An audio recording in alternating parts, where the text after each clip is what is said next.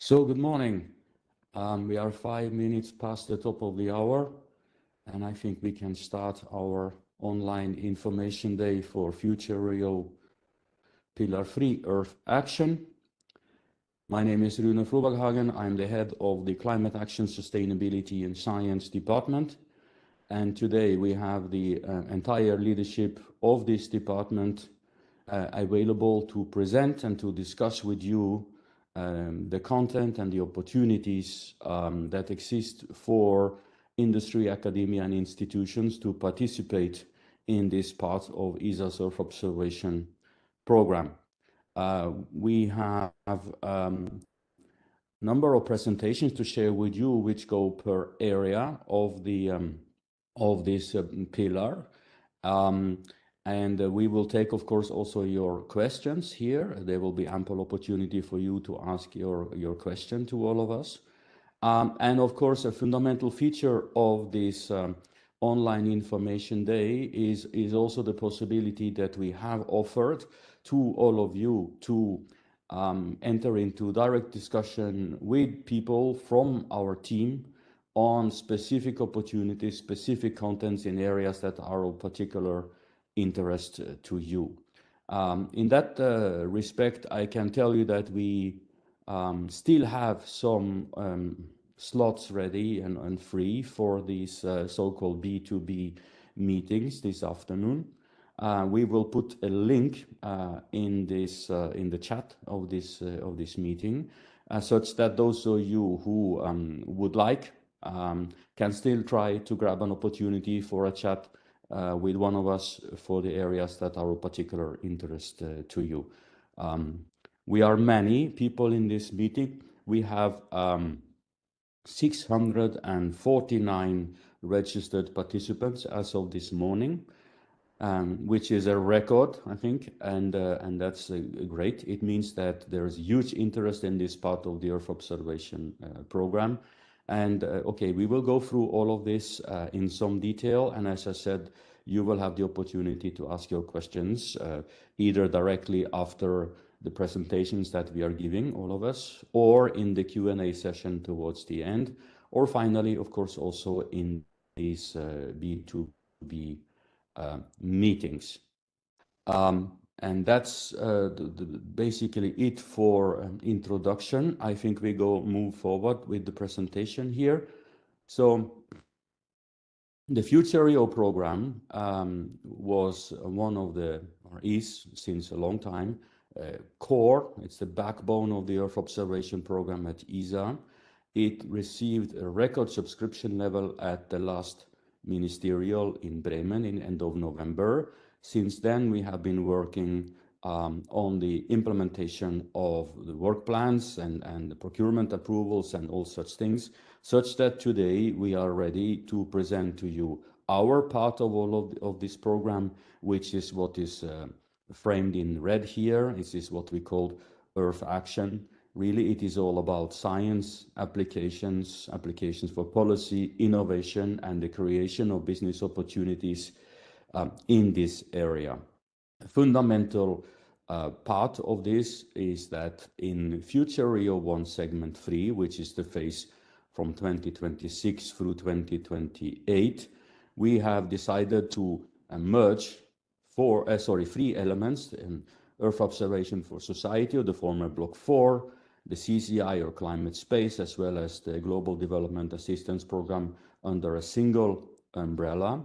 And that's why also the way that we are presenting these opportunities to you in industry, academia, and institutions, in community in general, is presented a little bit in a different way than what you have been used to in the specific info days for Block 4 in the past, or information days regarding also the CCI, climate space, and GDA programs.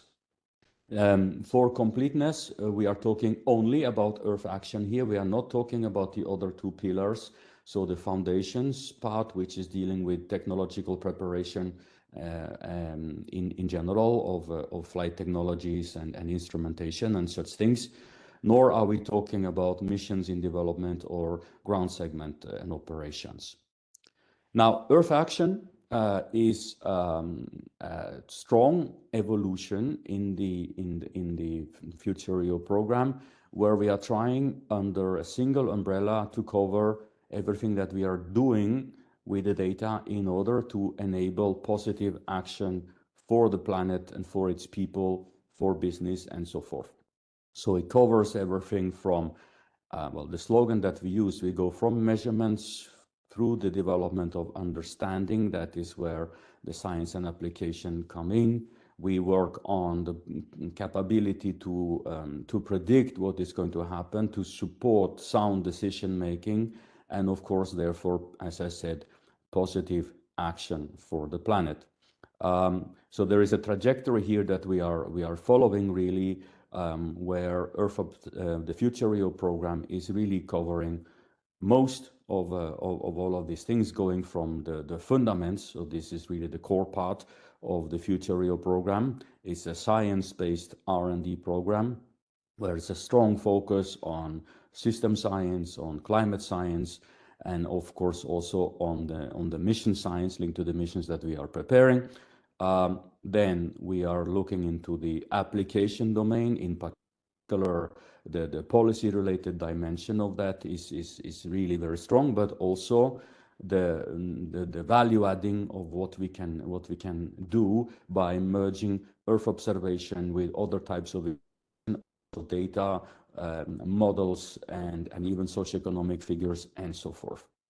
There is a strong part linked to industrialization here, so really the competitiveness of European Earth observation industry, in particular in the downstream sector, but not only, is also very, very strong part of that. And fundamental to the narrative of Earth Action is that towards the end of this process, we are somehow trying to mainstream the solutions, the technologies, and so on that we have been developing, either through non-space integrators would come from the international financial institution, for example. It could come from strong outside partners that could be either in the European Commission, could be in the United Nations, could be in the financial world, and so on. We have some examples of that. Or we could see a potential follow-up of the activities under FutureEO taking place in more commercially oriented program setting, which could be incubed, but it could also be other commercial programs in ESA or even outside of ESA, or simply directly with investors. So it means that the Earth observation program we're talking about here, Pillar 3 Earth Action, is actually extremely broad. I can tell you that in the past couple of years, we issued more than 200 contracts per year, and we signed contracts with the community. So there is a lot of diversity in this ecosystem. There is a lot of different things going on, and there should be opportunities for many. And we are seeing that in this Earth Action pillar only growing in the future. And that's why this Information Day is really important, because there is quite a lot to be said and told and sort of transported in terms of information about what is going on. Next slide, please. Yeah, so we have of course a work plan for Earth Action, for the pillar Earth Action, which is around these 6 elements here. This is of course also reflected in the agreement with the member states that are funding all of this, where we have a strong focus, as I said, on the scientific foundation. So Earth system and climate science is and will always be a very strong element of this pillar. Then the policy dimension, all the environmental policies that are making use of or have the potential to make good use of Earth observation for either their implementation, for their monitoring, for their definition, and so forth. This is a very strongly growing domain or application domain. And we see that a lot happening these days, that there are plenty of areas in which Earth observation is seen as an enabler for stronger and better use of policies in society, benefiting public administration, but not only, also benefiting the green transition, the green economy, and all of that. And we will have strong opportunities in this domain. Then we have a number of transversal elements which are linked to how we implement and how we deal with the community to enable all of this. First of all, in terms of industrial strategy and competitiveness, we of course see that the Earth observation sector, in particular the downstream sector, is opportunities here. The amount and wealth and diversity of data coming back to Earth from space is enormous, but there are still challenges in turning all of that into strong, or I would say stronger competitiveness of the European industry. And we see also the Earth Action Pillar as having a strong role to play in all of that. And you will see that also in the procurement opportunities and the projects that we will issue to you in the community. We see, of course, since the creation of the FELAB, but not only, that there is a strong potential for disruptive innovation, and it is growing in importance and gradually also finding its way into the more mainstream part of the Earth observation program. So disruptive innovation and also the digital enablements, all the tools and solutions that are necessary to support all the activities of the super active and super motivated Earth observation community that we are lucky to have in Europe. This will continue to remain a strong partner and a strong part of what we do in this program. And you will see that also here in the presentation that will follow mine. Knowledge exchange and capacity building is something that has traditionally happened in various parts of the program. It happened in EO Science for Society, it happened in Climate Space and CZI, also for sure happened in the GDA program. Now what we are doing is we are grouping this under a single umbrella, encompassing all of these activities together, and you will see a detailed presentation of rather sizable and major opportunities for all of that. And finally, topic D here, or transversal element number D. This is where we are working very strongly with partners in Europe, but not only, in order to achieve all of this.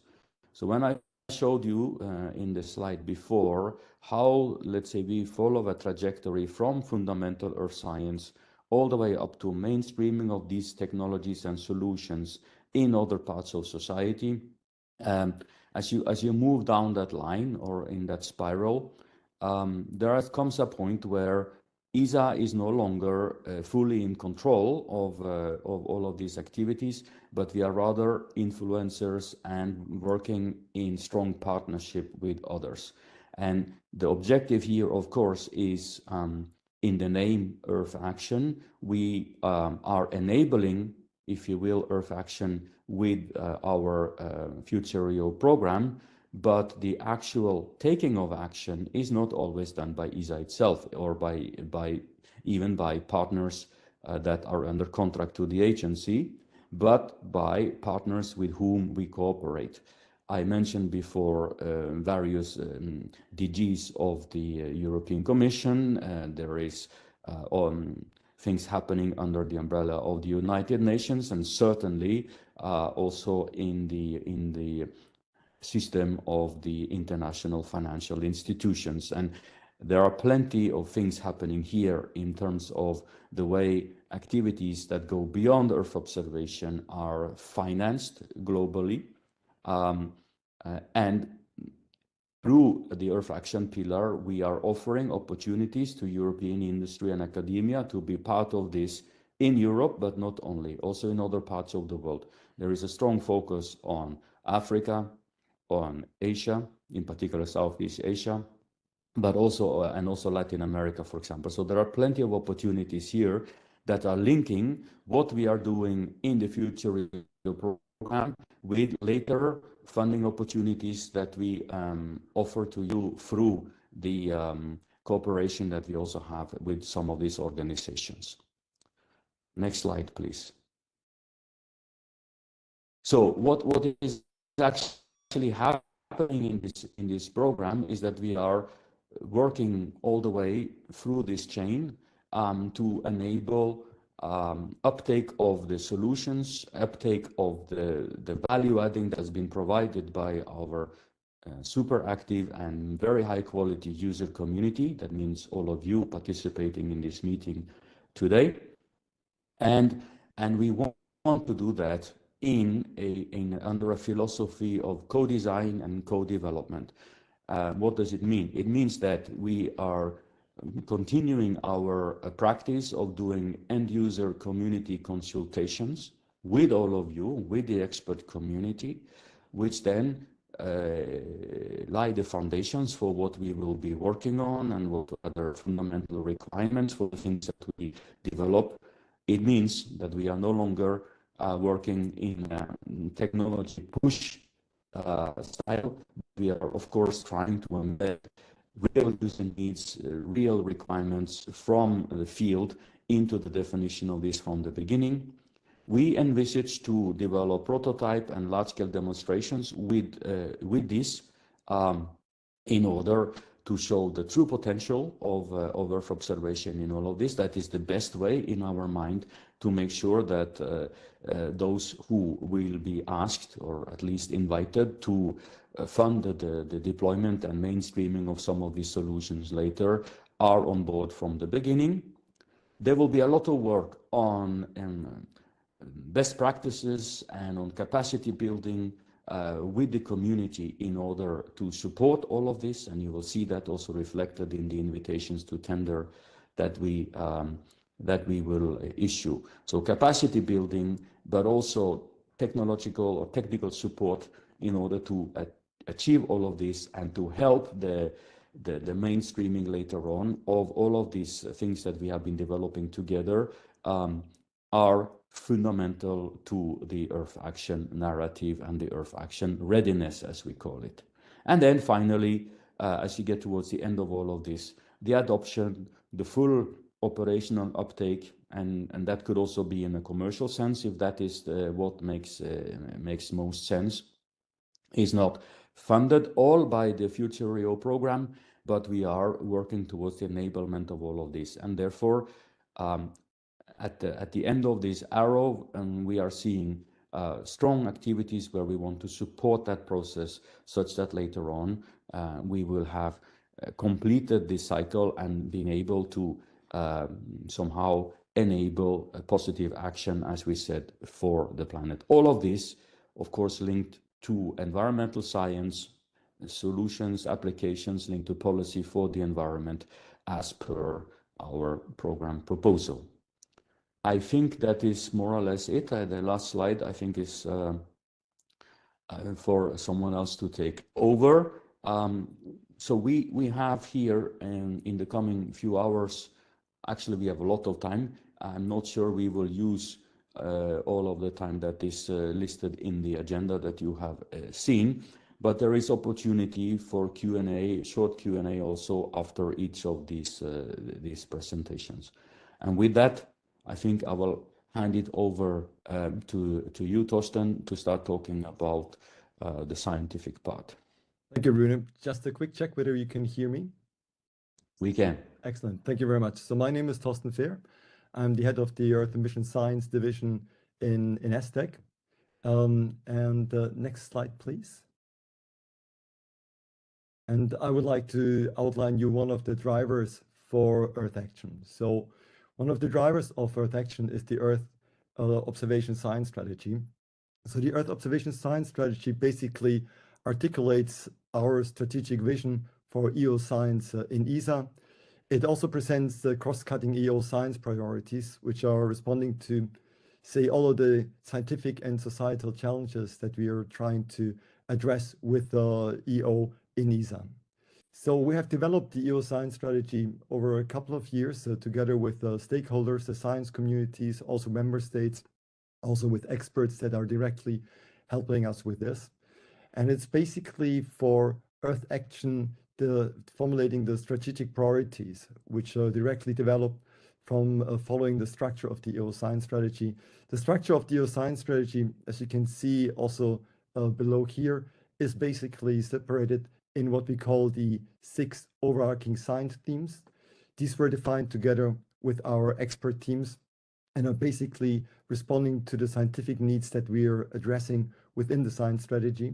So we have on the one hand side the water cycle, but also carbon cycle and chemistry, energy flux, ecosystem health, extremes and hazards, and also interfaces and coupling in the Earth system. So these are basically the overarching science themes across which we are developing all of those scientific needs and all of those activities that we're having within the Earth Action, but not only Earth Action, but also in the wider sense for the FutureEO program.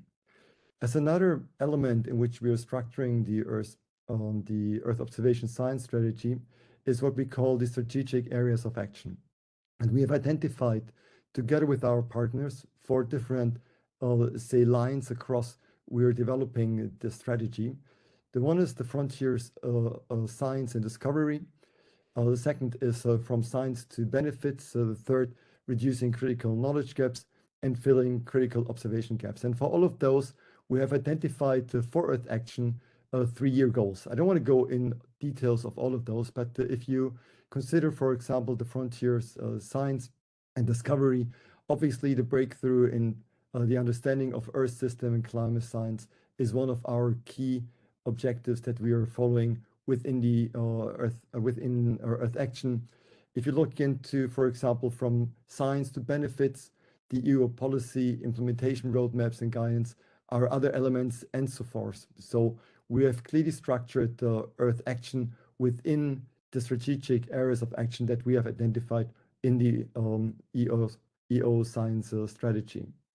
One thing which is important for us that all new activities will be explicitly mapped to the EO science strategy. This will help us to ensure that what we have laid out as strategic priorities is at the end also fulfilled. This holds not only, again, for Earth Action itself, but also for the overall FutureEO program.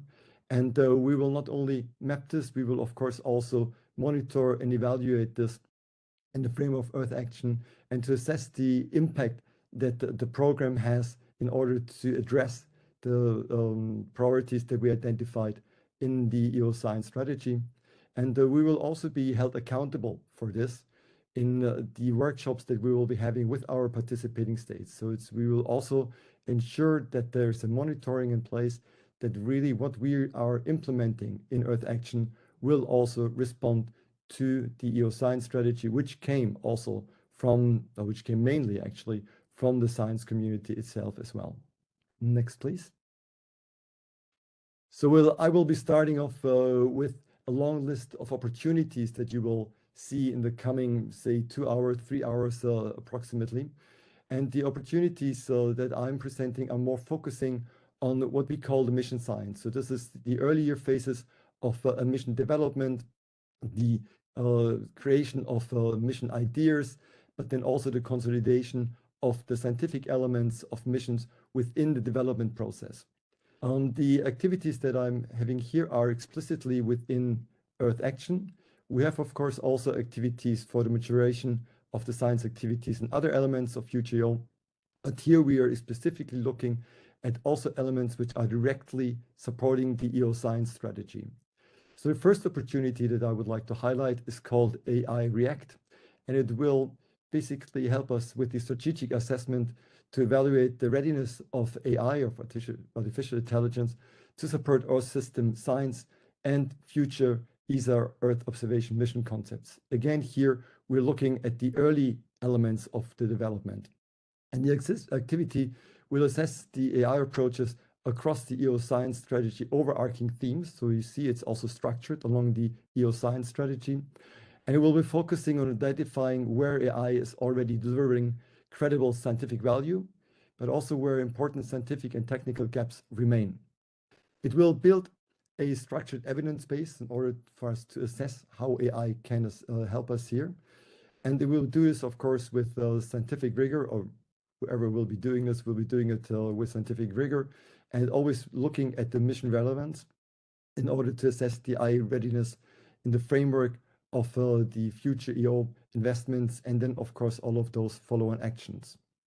The core outcome of the study is a decision-ready assessment of where artificial intelligence can credibly strengthen our FutureEO mission science and planning, and where further evidence or development is still required.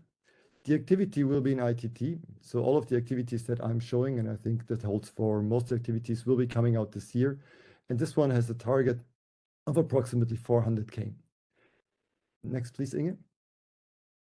The second one that I would like to bring to your attention is called Impact 10, and it will assess the scientific and socioeconomic impact of ESA's Earth observation Earth and mission science activities, again looking into the early parts of the development. And this one will focus on activities in the FutureEO program as a whole, so not only on Earth Action, but as a whole, that will enable to prepare future ESA-EO missions connected to the EO science strategy. So again, we're making this very clear link to the science strategy, and we're aiming that it will deliver a consistent set of case studies demonstrating how foundational science research, mission science activities, and exploratory analysis will contribute to scientific excellence, community growth, mission definition, and also at the program level value. It will be a dedicated science, or will contain a dedicated science impact component, but also having this, say, more traditional socioeconomic benefits assessment using various metrics in order to see how we can bring this one forward, and how to see what is the uptake in international assessments of these Earth observation, say, Earth and mission science activities. Again, an ITT, which will have a total budget of 500K. And the last one I would like to bring to you,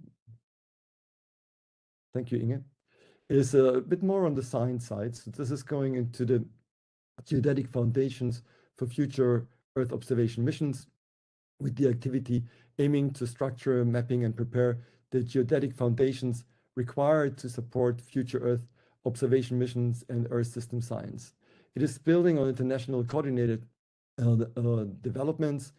This is mainly going towards the essential geodetic variables, which are developed within the Global Geodetic Observation System and the International Association of Geodesy. And it will be translating these into ESA-relevant frameworks, which are aligned with the EO science strategy, but also in particular with the future EO mission development and planning.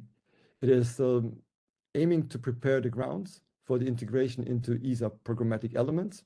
Digital twin Earth, you will hear a lot about this afterwards as well from my colleagues, but also explicitly at the ESA missions, such as the next generation gravity mission MAGIC and Genesis, with the objective of basically facilitating the effective use of their data and in contributing to the preparation of their final mission and data exploitation setups.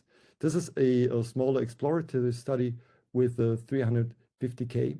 So these were all activities which are aiming at the early, say, parts of the mission, developing the concepts, and then also further consolidating the science cases. And this is all from my side. And I think with this one, I will hand over to Inge. Thank you very much. So Tos, can you hear me? Can you hear us? Yes, we can hear you. Yeah, okay, great. So thanks for this. So good morning, everybody. I have the pleasure to present some of the opportunities in Earth Science, actually the ones for this year. And as Torsten already nicely presented, so it's all linked and based on the science strategy, which you might recall was published in 2024. And as Torsten also showed, one of the foundation is that frontier science and discovery. And so this is actually what's happening specifically also in the Science Hub here in Esring. So as also Rune already said, engaging with community is key and is the basis from which everything originates, for which then we look into new methods and observation products with the main idea to advance the Earth system science, linking also to advanced simulations and predictability. a big focus also on STEM training and education, and I'll come back to that. We have the open science tools and virtual labs. We do have a pillar actually in ESTEC with Torsten on the scientific campaigns. And then, well, we use existing missions, but of course, transfer to future missions is also key. So in the first part of the advancing these Earth observation methods, techniques, and products, here are already 3 opportunities for this year. So we do have FLEX, as you know, the EA photosynthesis mission, who was launched in 2024. And here we do have a study in which we're going to set a parallel of highly innovative studies. So the idea is to really look to the novel nature of that FLEX data, observational gaps, and also methods where FLEX may really provide a unique contribution. So we know this is an info day, so it's very good also to come in detail. So here you can see the budget foreseen is around 2 million euro. If we then go to the Earth Explorers, the idea is to have a set of parallel innovative studies also there with exploiting of the new Earth Explorers. And we will go to Earth Care, so linked to the radiation budget, and then biomass multi-mission with an overall budget around 1 million euro. So then in this part for the advancing methods, we also have the reconciliation of LRM, SAR, and SWAT altimetry. The idea is here to advance the understanding of these physical processes for the interaction of this radar altimeter with the ocean surface, and then also the impact on the retrieval of these geophysical parameters. So it's really to reconcile these different missions and measurements with a budget here of 700k euro. So for information, I don't think Rune said it, so all these slides will of course be available after the presentation. So as you know, the Science Hub is organized in these science clusters. And so for the ocean science clusters energy cycle, we have 2 opportunities. The first is EO for ocean heat content. So really to provide for the ocean heat content estimates at all spatial and temporal scales, and really to improve the characterization and uncertainties of the EEI. Budget here foreseen is 800k euro. Then the second opportunity for the ocean is the AMOC. There's a lot of AMOC news lately because it's super important, as you know, that Atlantic meridional overturning circulation. So the idea is to really capitalize on the latest technology to develop indicators and metrics from the satellite observation.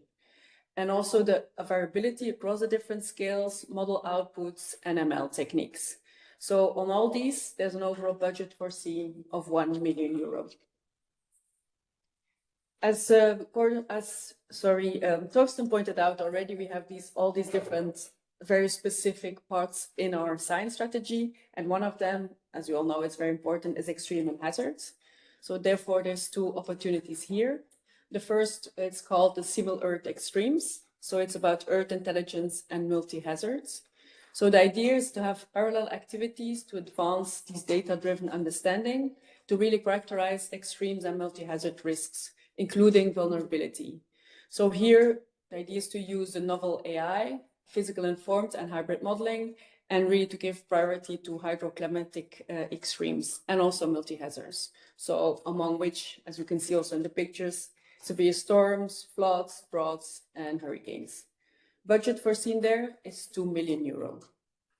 If we then go to the geohazards, also there is a parallel research project advancing the understanding of the geohazard with focus on volcanoes, earthquakes, and landslides. And then also, as before, also multi-hazards. Priority there will be given to address these major questions driven by the science strategy, as was presented earlier. Budget here foreseen is 1.2 million euro. So this fits in the cluster on natural disasters and extreme hazards. So then back to the cycle, so the carbon cycle. So we have the terrestrial carbon cycle. There's 2 opportunities in there. So the first is linked on fire. It's called holofire because it talks about fire impacts on the Earth system and carbon cycle. And the idea is to advance toward a holistic understanding of fire processes and also the impacts using Earth observation. So what is really contribution of fire to the carbon cycle globally, but also for individual fires? So it could include assessments of the role of wildfire in the carbon cycle, air quality, black carbon, snow and ice albedo, ocean productivity, and AI-based simulations incorporating fire dynamics. Budget for this studies is 1 million euro. The second opportunity in this cluster is the Simul Earth Carbon, to have a novel data-driven carbon assessment, to really advance toward a data-driven modular carbon model, and really based on Earth observation, maximizing the use of that novel EO data. So we have biomass, we have flex, we have the sentinels, and also, as you know, the incoming CO2M. So emphasis for these studies will be on the enhanced characterization of land surface processes, vegetation structure, and also land-atmosphere interaction. Budget foreseen to be spent on this part is €1 million. If we then go to the carbon cycle methane, also very important and very actual. So we're gonna have studies on the multi-mission approach for regional methane retrieval. It's really the idea to disentangle anthropogenic and also the biogenic emissions, because it's very important, as you know, in the CH4 global budgets. And there's two main topics we will focus on there. It's the combination of these atmospheric observations of CH4, CO-emitted species, and then also land EO products, for example, wetlands, to create these regional characterized methane products. The second one is to develop methods for the synergistic use of the modeling and observational data. So, for example, biomass to support emission allocation. And finally, also understand the detection and also the quantification of the GHG sources and removal processes of the GHG in the atmosphere. Mostly driven, of course, by the oxidation capabilities and for the variability in this atmospheric oxidation. So in this part, we foresee an overall budget of €1 million. If we then go back to ocean, so there's a, you know, it's still the UN decade for the ocean. So a lot of studies on the ocean carbon also, to advance towards a novel high-resolution, data-driven, and also comprehensive estimate of the ocean carbon budget, the pools and fluxes, the fine-tuning of OA, and then also carbonate system estimates. So the main thing is also to address the non-CO2 gas fluxes. Budget foreseen here is €1 million. And then we have the EO4 MCDR, so the marine carbon dioxide removal, to really explore these novel methodologies and understand how Earth observation can help to monitor, inspect, and document these MCDR techniques. So to inspect also the related feasibility, efficacy, and also the risk versus the benefits. Budget there is €500,000. If we then go to the water cycle and hydrology, we have two opportunities this year. The first is towards a global assessment of anthropogenic impacts on the water cycle. So we want to advance the understanding of how human activities after the terrestrial water cycle can really be used by exploiting all the EO data to quantify and attribute changes in surface and also groundwater storage. So we also look into fluxes and to evaluate the sustainability of these trends at really high resolutions. So key process we could consider there are land cover change, water abstraction, irrigation, runoff research in natural ecosystems. So budget foreseen here is €1 million. And then the second one is Simul Earth hydrology, so data-driven hyper-resolution hydrology. Again here to really advance a novel data-driven, so say AI-based, hybrid, or physically informed modeling system that really can reconstruct, simulate, and predict the hydraulical cycle. So systems shall be based on advanced Earth observation data, and then rigorous it really can have products on, for example, ensuring consistency across precipitation, evapotranspiration, soil moisture, discharge, and other parts. So the system and the data, though very important, shall be open to the community. The budget foreseen here is €1 million. If we then go to the coupling, so the Antarctica InSync, as you know, ESA has a long-standing history of work and science in the Antarctica InSync. So it's a program linked and in the UN Decade of the Ocean, as I said, which started in 2021, which is an initiative from the United Nations. We also call it just Ocean Decade, as said there.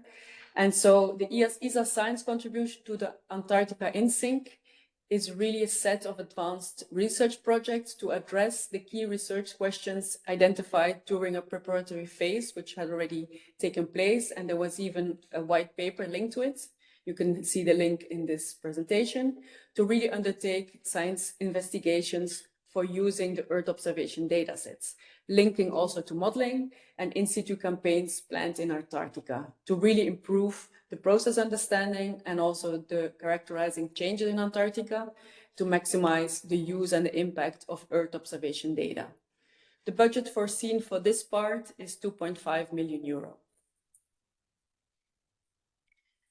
Also in coupling, but then back to solid and magnetic Earth, we have two opportunities for 4D dynamic Earth and 4D ionosphere initiative.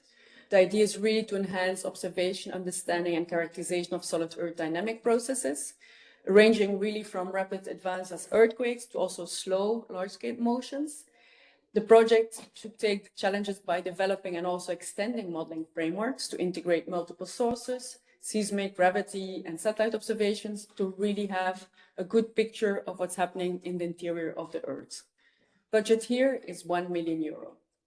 If we then go to the 4D ionosphere initiative, it's really built upon the results of already some existing projects, as you know, within the activity of ESA already. And the idea here is to maximize the use of swarm data for really enhanced understanding, modeling, and simulation of the ionosphere. So it should be characterized also by ionospheric, but also magnetic contributions. So the budget foreseen here is also 1 million euro. If we then go to the cluster on land and agriculture and biodiversity, so these are the three opportunities we have this year in the science part. So the first is on energy, water, and nutrient cycles in agriculture fields. So we will link energy cycle, water cycle, and nutrient cycle. And the idea is also to advance the retrievals of carbon and nitrogen in soil and crop at field scale, including soil quality, with the use of flex data. Budget here is 1 million euro. If we then go to a bit wider, the monitoring of the heterogeneous agro-ecosystems, here to advance these methodological developments for complex scene assessments, multi-sensor approach, including very high resolution, hyperspectral, a budget of 500k euro. And then also for biodiversity change, we want to do an interdisciplinary assessment based on enhanced Earth observation quantification and understanding of impacts of drivers of biodiversity.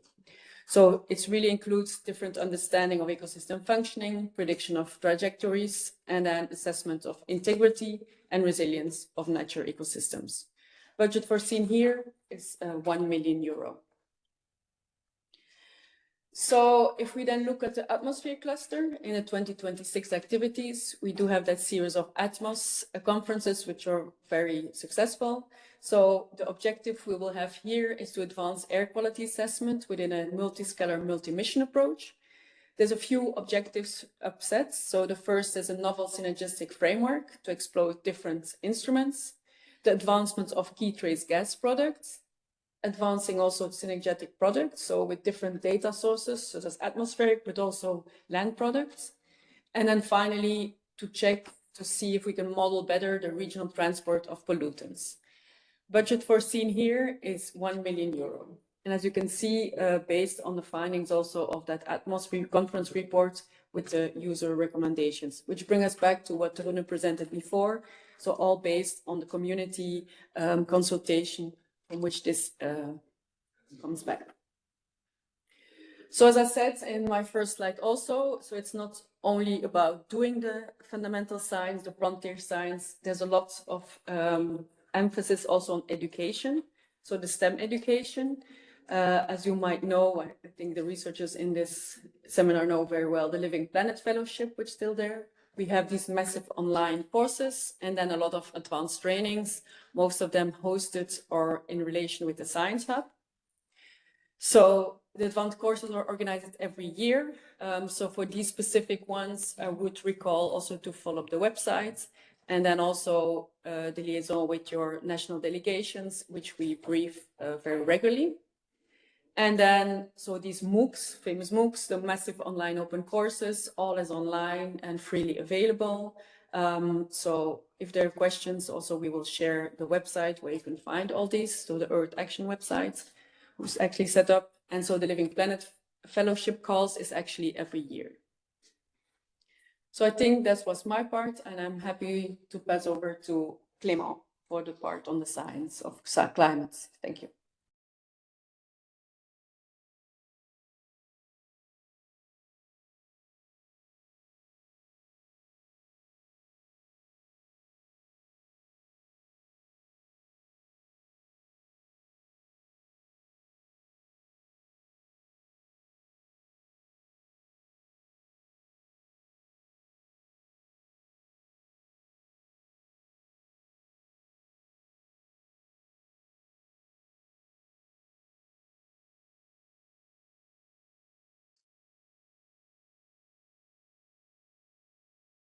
Good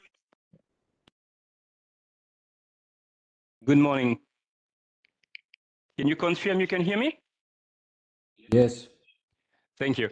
So let me just turn that off. Thank you. So good morning. My name is Clément, and I'm the head of section for actionable climate information at EXAT, home of the European Space Agency in the UK. And I will be talking about climate science-related activities and opportunities in Earth Action. But first, some very quick background. Next slide, please. This figure depicts ESA's climate program, past and present. Since 2010, ESA's Climate Change Initiative, or CCI, has focused on the development and exploitation of long-term, global, satellite-based time series of key components of the climate system, also known as essential climate variable, the ECVs. Those satellite-based climate data record make it possible to assess the state of the climate so we know where we stand. We work closely with the modeling community, for example, for improving the predictions of future climate pathways, so we know where we are heading to and can provide early warning of changes, and most pressing, provide the transparent information, unrestricted by borders, to help track collective progress made towards achieving the Paris Agreement for climate, providing the crucial line of evidence for decision making. The goal here is to support our member states' need, member state and beyond, for systematic observation of the climate system, meeting the requirement of the Intergovernmental Panel for Climate Change, the IPCC, and national obligations for reporting under the Paris Agreement. We provide research and development and pre-operational development to maximize the value of information from European satellite infrastructure, as well as from international partner space agencies for operational climate services. Next slide, please. In the past 3 years, to achieve our objectives, we have developed many activities, projects exploiting those ECVs. Cross-ECV project to address specific climate science questions, interfacing, observing, and modeling communities. We are working very closely with the World Climate Research Program, WCRP, for example, in hosting their coupled model intercomparison project, CEMIP, as well as the coordinated regional downscaling experiment, CORDEX, since 2022 and 2026, respectively. And we study how Earth observation can help us understand tipping element of the Earth, climate change as a driver of biodiversity change, impact of climate on cities, health, Earth observation and adaptation to climate change, even solar radiation modification and climate campaign. The current ECV framework addresses 27 ECVs in roughly 30 contracts, being at different levels of maturity in terms of research and development and pre-operational development. Most of those contracts are ending this year, 2026, or beginning of next, 2027. So our first batch of activities under Earth Action is about the evolution and validation of a new essential climate variable framework. Next slide, please. The rationale for the evolution of the ECV framework is based on the evolution of requirement of major drivers in the International Climate Network. You have them listed here. The GCOS, the Global Climate Observing System, has reviewed and updated the ECV definitions as part of the currently ongoing ECV rationalization process, and we are aligning to the updated ECV definition and reorganization. We will take into account the recommendations made in terms of gaps and evolving requirements from the 6th IPCC assessment report, moving to the 7th cycle. Last year, at the UN Conference of the Party, COP30, a list of global goals on adaptation indicators enabling countries to track their progress towards adaptation measures was endorsed, and the evolution of the ECVs will take into account how Earth observation data can support the global, the GGS, the Global Goal and Adaptation Indicators, through using existing ECV dataset.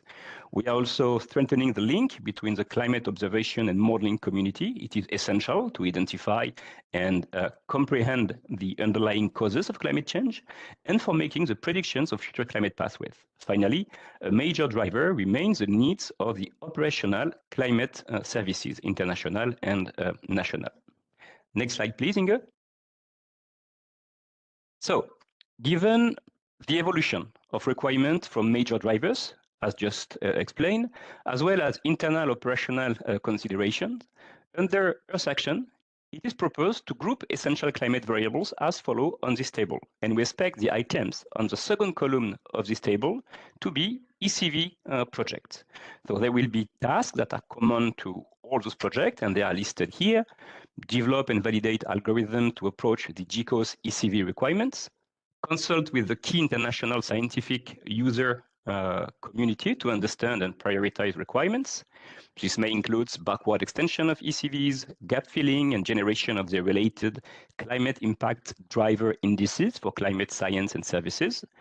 Generate and fully document a production system able of processing and reprocessing the data with the aim of supporting the transfer to operational activities outside of ESA.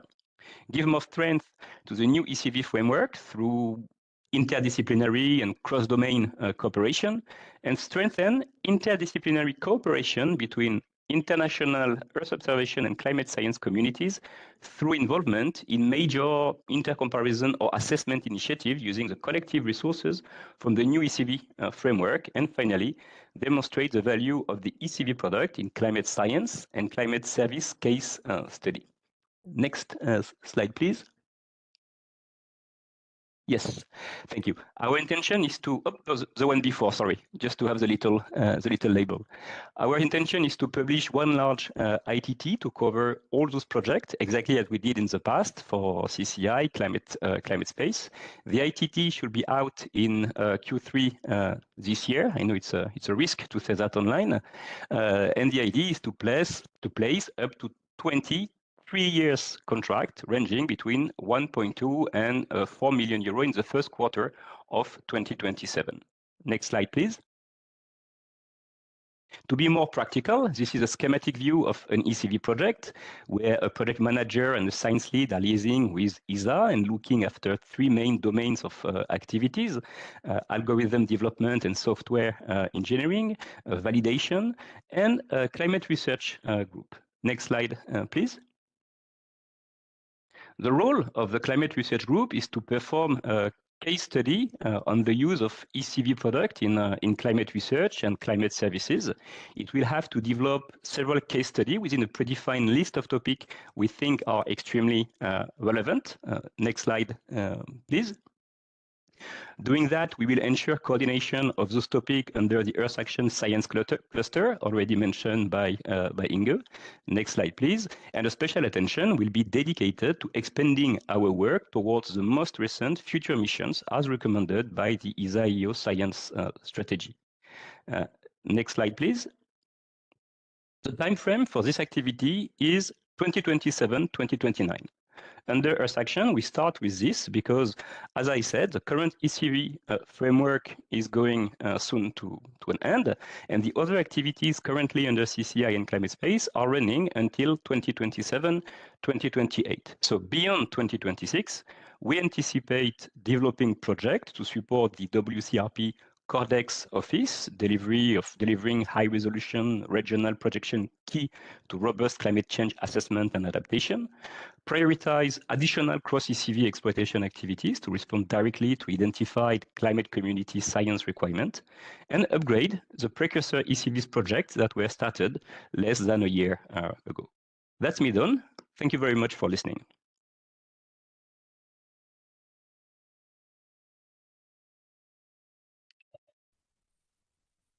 Thanks a lot. So we will now be taking one or a few questions, also in the agenda for this block. My name is Maria Piera Padula. I am the program coordinator for FutureEO. Let's look, we've had one question from the chat from Anesha from Space Nova, who is developing autonomous AI logic for satellite collision avoidance.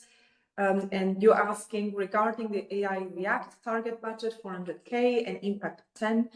How does ESA view the role of autonomous safety protocols in ensuring long-term socio-economic impact of new missions, and looking forward to exploring the co-designs opportunity? So thanks a lot for the question. We will be, this will be answered by Christian Rossi and Torsten Fehr.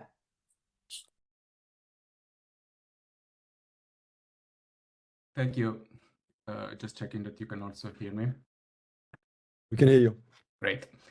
So yeah, I won't introduce myself. I am in Torsten teams. My name is Christian Rossi, head of Earth Surfaces and Interior section. Well, thanks for the question. That's first of all a really relevant subject for our missions, especially in certain orbits, in lower orbits.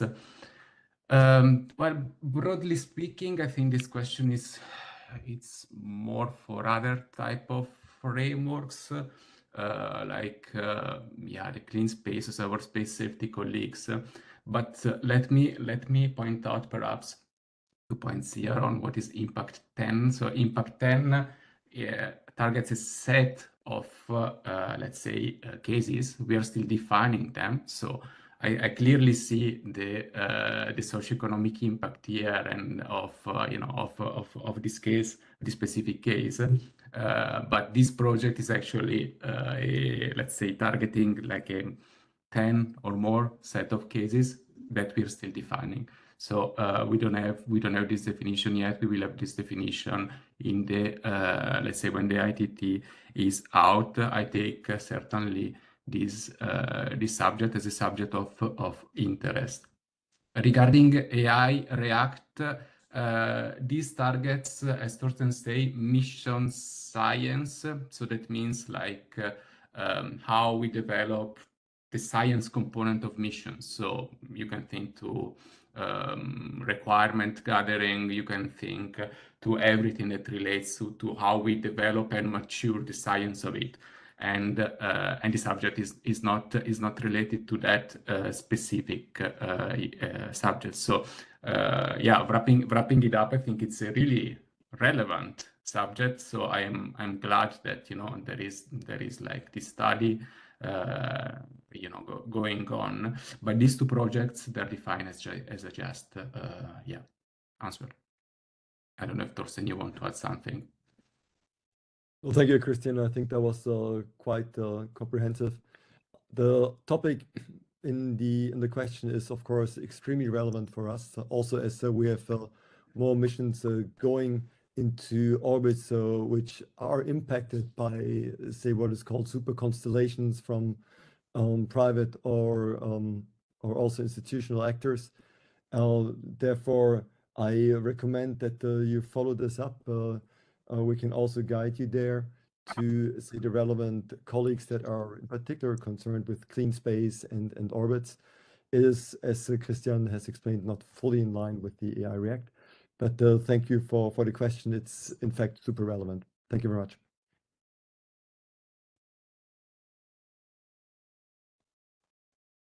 Okay, so I think we will take one more question and then proceed to the next. So we have a question from Bala. Are all the different calls under the Frontier Science and Discovery Program planned for a duration of 3 years? Also, will there be any requirements regarding the starting and ending TRL levels? So Diego Fernandez will pass this question to you and to Inge. Thank you. Hello, can you hear me? Yes, we do.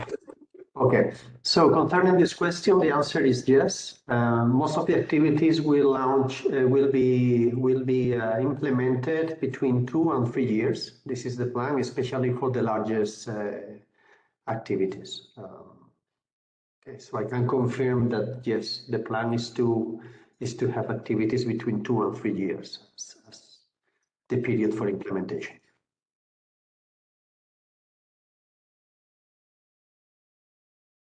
Thanks a lot, Diego. So we will now move on to the next session, and any questions unanswered we will tackle at the end of the morning. Thank you. B2Bs. Diego. Yeah. Okay, so as Rune presented in the beginning, we're going to follow the new implementation of the Earth Action, so a bit different for the ones who are very familiar with ESA already. To make this transition a bit smoother, I added also applications here because it was in the former programs always seen as applications. So I'm going to walk through the opportunities we have this year for the enabling policies.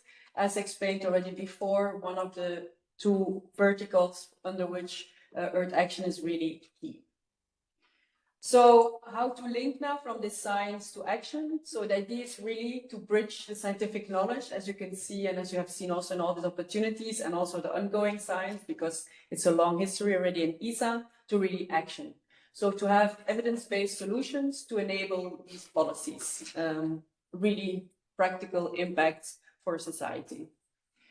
So the goal of these applications of the R&D is to pioneer this innovation, but also reliable Earth observation solutions. We say it's beneficial for the planet, but especially, of course, in support of these policies. And if we talk about policies, we mean the ones on environment, climate, and sustainable development. So just to give you a few ideas, for people who are not familiar with these policies, of course, there's a wide range, and it's a wide name also of nomenclature. You have treaties, you have international policies, you have UN regulations, you have European policy frameworks, we have treaties. So some of these policies are binding, others are not. But as you can see here, it covers a wide variety of natural resources and ecosystems. And for all of these ones, but specific ones, ESA wants to help out in a very concrete way in order to enhance these policies, but also to frame them. Because, for example, we have the EUDR, which you might have heard of, the EU Deforestation Regulation. So also for practical solutions and using Earth observation to the maximum in order to come up with solutions. So the key characteristics of the project, and that was mentioned already as well, is really the active involvement of stakeholders and end users. So this really has to be seen as a co-development, co-design, as you could call it, but really from the start. So it's not to come up with a fully fledged solution and then bring to end users, it's really to design it with them. So in all the different phases. And of course, that facilitates also the integration and the uptake, as was presented also before, of all these solutions into practical operational systems and practices. So there's a few project series categories that's specifically for people who are already aware of how ESA application used to work. So they were the World Series. You might have heard of these very successful project, World Serial and World Cover. And we have also the Engine Series and the People Series. So People stands for Pioneer Earth Observation Applications for Earth Action. And the difference between these are the scalability and maturity of the Earth Observation application methodology. So then also depending on the integration readiness by stakeholders and end users, we divide between what we call early adopters and champion users. So what is this role here of this applied R&D? It's really based on disruptive research, earth science, as was presented before, also linked to other initiatives like the DGRTD, which we'll come back to later. As Clément presented, the sense of climate variables and these models, digital innovation, and then Destiny and DTE new capacity. So from these prototypes to pre-operation solutions with the end user involvement, as I said before, and following the FAIR principles, on which we will come back also in a minute. So what we want to get out of there is to mainstream the support with these stakeholders and the user groups to really make scalable acceleration mechanism, to come up with this commercialization initiative, linked also to Earth, national delegations, specific end users, and then coordination also with the Copernicus services. And we will talk later in the part on the partners also with IMPA and other European entities for the downstream services. So the overall procurements for this year, so this is the list, and then I will go through all of them with you just in a minute. So each has multiple R&D subjects, and this means that there will be separate contracts on these different subjects. And here you can go the list, but I will go now with you over this. You can see also here the quarter in which it's foreseen that the ITT will be published. So most of them will be still in this quarter, and then we have a few upcoming the end of the year. So I'll start with the first, which is called Essential Biodiversity Variables for the coming Montreal Global Biodiversity Framework Indicators. It's a single procurement with a single contract. And actually, the closing date is exactly in a month, so it's the 20th of May. The activity specifically to support parties of the Convention of the Biological Diversity, the CBD, to develop Earth observation integrated workflows for the development of key essential biodiversity variables, so the EBVs. We heard a lot on ECVs, these are the EBVs, and then also the transformation into selected indicators for the GBF. So this is also the link for the ESA star. Duration here, 2 years, and the budget 1.2 million euro. The second one is on sustainable and adaptive agriculture solution. There will be 4 separate contracts, and as explained before, on 4 different topics. So the topics are crop yield estimation and forecasting at a parcel level. So this is one of the people series project, as I presented before. Budget is 800K, 2 years for the project. Then we have the next generation thermal products for crop health, also a people type project, 800K, it will be for 4 years. World Cultivate is to deliver a global policy-ready Earth observation cultivation strategy to planetary boundary pressures. As you know, we talk about these planetary boundaries and the pressure about it. So this World project wants to tackle this. 1.8 million euro for 3 years. And then World Irrigation, also under the World umbrella, to have a global solution for monitoring irrigation, water consumption, and water use efficiency. The budget here is 1.8 million euro, also 3 years foreseen. If we go to the urban, we foresee an ITT on urban development, livability, and adaptation. So also here, 3 different topics. So the first is a world project on world informal settlements, 1.2 million euro, 3 years, to have a harmonized regional to global Earth observation integrated methodology for mapping, characterization, and monitoring the evolution of informal settlements. The second one is a people type project on urban livability and adaptation planning. The budget is 1.2 million euro, 3 years, and developed integration of flexible livability assessment maps and indicators by integrating different kind of parts like land use, urban form, environmental, key climatic, and also other adaptation monitors. So really to provide decision support for the measures of adaptation. The third one is on the mobility of a sustainable mobility urban then. So it's a people type project, 2 years, to have mobility patterns and also model split analysis for the allocation and the usage of urban public space, with of course the main focus on mobility in support of these sustainable mobility plans. If we go to the sustainable water resources and wetland ecosystem management, here also we have 4 topics. We have river connectivity as a world type project for 1 million euro. We foresee 30 months projects to monitor river connectivity and flow alteration and identify also the restoration opportunities. The second theme is the inland water pollution, a world type project, also 1 million euro. We foresee 30 months. The detection attribution framework for freshwater quality and then also link water pollution to the sources and drivers of pollutions in rivers and lakes.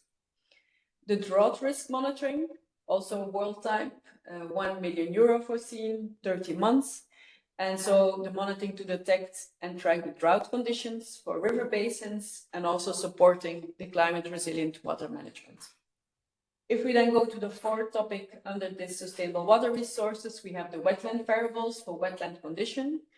We foresee here also a world type project, so 1.8 million euro for 30 months, and to assess the wetland condition and support conservation, but also restoration efforts. If we go then to the advancing sectoral atmospheric emission monitoring, it's a people type project foreseen with 4 separate contracts for 2 years and 800,000 euro each. They're going to be fixed off a proposal, for example, specific topic proposed by a bidder, and the objectives are the following. So the first is to advance greenhouse gases and air pollution emissions monitoring. And the second one is to target sectors as we defined and as said before, linked to international but also European policies. So for example, using the IPCC guidelines for the national greenhouse inventories. And then the third one is to develop sector-specific information, so that, for example, activity data. So activity data, as you might know, is the data that a country has to foresee based on geospatial data to produce Earth observation-based policy relevant information. So that's for the atmospheric emissions. We have a call on adaptive forest management, AFM. There will be 2 separate contracts. So also again here, 2 separate contracts because there will be 2 specific topics. So the first one is the resilience, so the adaptive forest management resilience. It's a people type project, 1.8 million euro foreseen for 3 years. And to really advance this understanding of forest resilience and also pioneering methods to map indicators to show that the capacity of forest ecosystem withstands, how the forest can adapt, and also to reorganize these gradual climatic changes. So it's all in the policy framework of the European Union. And then the second part in this one is the regrowth, also a very burning topic. I would say there's a lot in the peer-reviewed publication about this. So 1 million euro foreseen there, so 2 years, and to focus on that forest regrowth, as said. Building on all the research advances, because we know a lot about deforestation, but then the regrowth is often overseen. So it's really to target the policies of the EU and also international frameworks to monitor and analyze these post-disturbance, including natural or post-restoration trajectories of forests. If we then go to mineral resource management, so there we foresee an ITT with 3 contracts, again 3 topics. So the first topic is acid mine drainage detection to provide early warnings. The budget is 800,000 euro for 2 years. The second one is ecosystem stress monitoring and then also restoration to connect to mining activities along the full life cycle. Also there 800,000 euro for 2 years. And then the final one is detection and the mapping of critical minerals. A people project also 800,000 euro for 2 years. If we go to soil, we foresee a soil health parameter and sustainable soil management with 2 contracts, 800,000 each for 2 years. Same system here, there will be a fixed call for proposal with a specific topic proposed by the bidder. And the objectives are the following. It's really to make a robust, scalable Earth observation methodology for this large-scale estimation of chemical, physical, and biological soil health parameters, including soil organic carbon, the nutrient stage with the pH, soil moisture, and to reduce dependence on in-situ management, but also to support the identification and improvement of the management practices in the European Soil Monitoring Law, as you might have seen in my slides of all the laws. So this is a very crucial law for Europe. The regional air quality monitoring will come with 2 separate contracts, 1 million each, 30 months. Also here, fixed call for proposal. And the topics are 1, to advance the monitoring of air quality at regional level, can be in Europe, but also other geographical areas. To target implementation of the international and European policies, so including WHO, but also the national emission reduction commitments. To engage with local, regional, or national air quality managers. To leverage on the wealth of the new atmospheric emissions, so as we have S4, S5. And to foresee a strong link with existing initiatives such as CAMS and also Fairmont. For the pollution attribution, we have the coastal and then the marine pollution. The single procurement with single contract, so that's 1 million euro for 2 years. So there we have 2 types. We have the coastal and marine pollution and the marine pollution. So for the coastal water pollution, the idea is to develop a detection attribution modeling framework to integrate Earth observation data, but also ancillary data to identify and analyze the drivers of water quality in coastal waters. Key points here, monitoring the key indicators of coastal water quality, eutrophication, surface water temperature, anomalies, and, for example, pollution indicators. And then the second key point is also establish a linkage between observed water quality patterns and the pollution sources. If we then look to the topic of marine pollution, the idea there is to have Earth observation data to develop new products, indicators, and tools in support of these marine pollution policies, among which, for example, the Euro Pollution Action Plan, and with a focus on ship-based pollution. So then some publicity for some upcoming events. So as you know, now we call it Earth Action, but we have been active a very long time already. So we keep on having a lot of interaction with the communities, as said before. It's crucial also to engage with the communities. And so this is an upcoming event actually next week. It's called FutureEO, so Earth Observation for Official Statistics Reporting. I see registration is still open. And so the idea is to facilitate integration of Earth observation in national statistics processes and policy reporting. So it's really an idea to have more use of the exploitation of Earth observation data for this policy implementation and to simplify also transversal reporting. So you can see that we don't do it in isolation. So it's actually with a lot of co-organizers, as you can see, some UN agencies. We also have the European Commission and also the European Environment Agency. So it's taken place in Esrin, Frascati. So the weather is nice, so everybody's very welcome to attend. And then we also have a emission monitoring from space conference. That's a bit later in the year. It's going to take place also here in Esrin, the end of October. It's co-organized with EA and CAMS and the European Commission. So the idea and the purpose is to bring all the community together on GHG and air pollution emission monitoring. And the focus area is really on national GHG and air pollutants inventories. So also for more information, we'll take any questions you would have. I think it's too early for registration. It's only the end of October. Then we have an announcement that the abstract submission is open for the ESA Symposium on Earth Observation for Soil Protection and Restoration. That's going to take place also in Esrin in the beginning of November. So you're very welcome to submit all your abstracts. I'm sure on the link there will be also the deadlines, so please bear with that.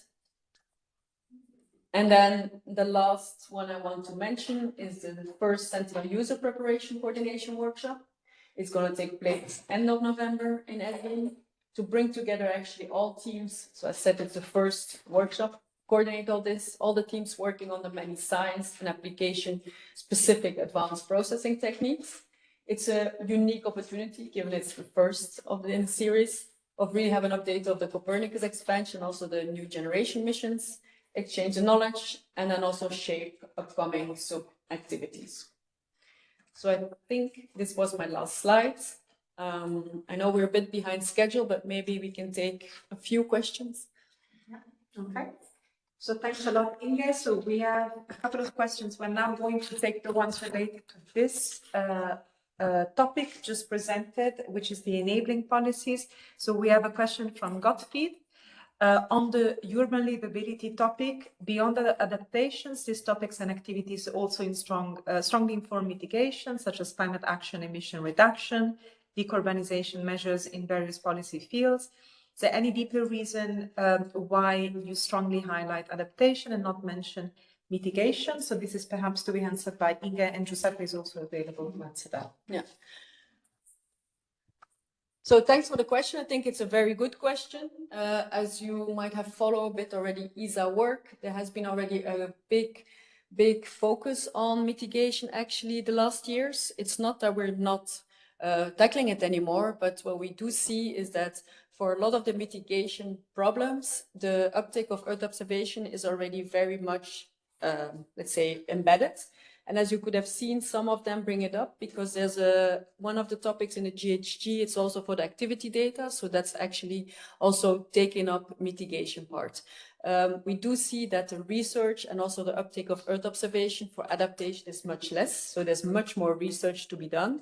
And this is also why this is a big focus. But I also want to give the floor to Giuseppe Ottavianelli, who's leading the work, and you can give more comments on that. Giuseppe? Thank you, Inge. I think you correctly captured the current status of the activities. So there are indeed some already ongoing activities. The livability part will also look at mitigation. Basically, mitigation and adaptation are somewhat the two different sides of the same coin. So this is very important. The additional stress and focus on adaptation is also due to the link of the current policies that are strongly putting an emphasis on adaptation. So these are the various points that you've already mentioned, and just complementing here with additional information. Yes.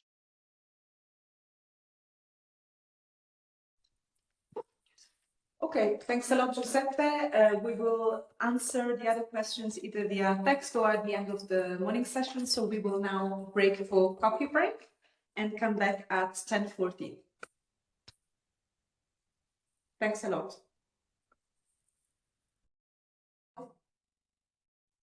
Okay, perfect. Thank you very much for the break, and we will resume now with the industrial strategy and competitiveness. Giuseppe.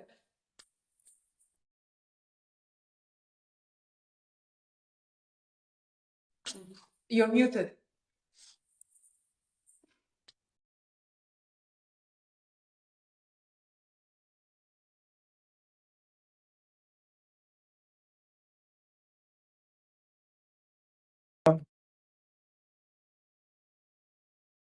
No, we can't hear you. Sorry.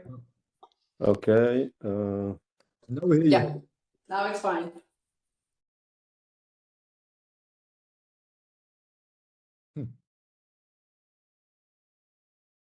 Can you hear me now? Yes, Okay. it's fine. Good morning. My name is Giuseppe Borghi. I'm the head of the FILAB. So I will introduce you the industrial strategy aspects, and then my colleagues Gordon Kalpel will introduce the industrial competitiveness. Next slide, please. So just a few words about the context. So the FILAB is the innovation lab of Earth Observation Directorate. And our goal, our mission is to accelerate the future of Earth observation, in particular with transformative or disruptive innovation and commercialization action. Our goal is to strengthen the ESA member states' competitiveness worldwide. We are the only organization in ESA where you can cooperate with us from blue sky idea, really unqualified idea, move these toward, let's say, the direct implementation and impact, and in particular in the commercial context, we are also home to of the InCube program that brings you to the market. Next slide, please. Next. So we are based in Frascati, and we have been established in 2018. We are about 50 members, and we work quite a lot under strategic partnership with research center, industry, and other agency. Next. So we are an open lab. We have a let's say, core staff of people, but we have also about 15 research fellows and about 15 visiting researchers, so people coming from outside ESA that want to collaborate with ESRIN people and stay with us for a period of from, I don't know, a couple of weeks to a few months. Next, please. Up to now, we have hosted about 210 people from 2020 from 33 nationalities. Next, please. So some of the successes of FILAB. So we have up to now 21 strategic collaboration in place. Next. We have published more than 200 publications on peer-reviewed conference. We have a program of 20 visiting professors. Next. As I said, hosted many people, about 140 visiting researchers. We have contributed to 16 satellites, and I will show you a bit later. InCube program has reached up to now 355 cumulative subscriptions, and we have in the pipeline more than 210 activities that has been co-founded in average 62%. Next. And the things probably we are most proud of, company that has worked in InCube have risen in the last 5 years, more than 600 million of private funding. This is the fleet of satellites that we have supported from FISAT-1 down to the last year we've launched, our partner launched 4 satellites. Next one. So we are organizing in 2 offices, the Explore office, which is led by Claudio Jacopino, and the Invest Office, which we focus now, which is led by Michele Castorina. Next one. So InCube, just to put it in context, is a commercialization program. And if you look in this diagram about how ESA contributed to the Earth observation company life cycle, if we consider, let's say, activity that has with a very low TRL and no business readiness, so our technology push, we have several activity or several programs that can support this, in particular FutureEO and Earth Action we are discussing now, and industrial competitiveness that will be introduced by Gordon later, or TDE and GSTP. If you reach with the activity above TRL 7 or 8, then there are other programs like the data buy from CCM and TPM or ASIS and BUS. InCube is the bridge between the low TRL and the low BRL to the data and asset exploitation. Next, please.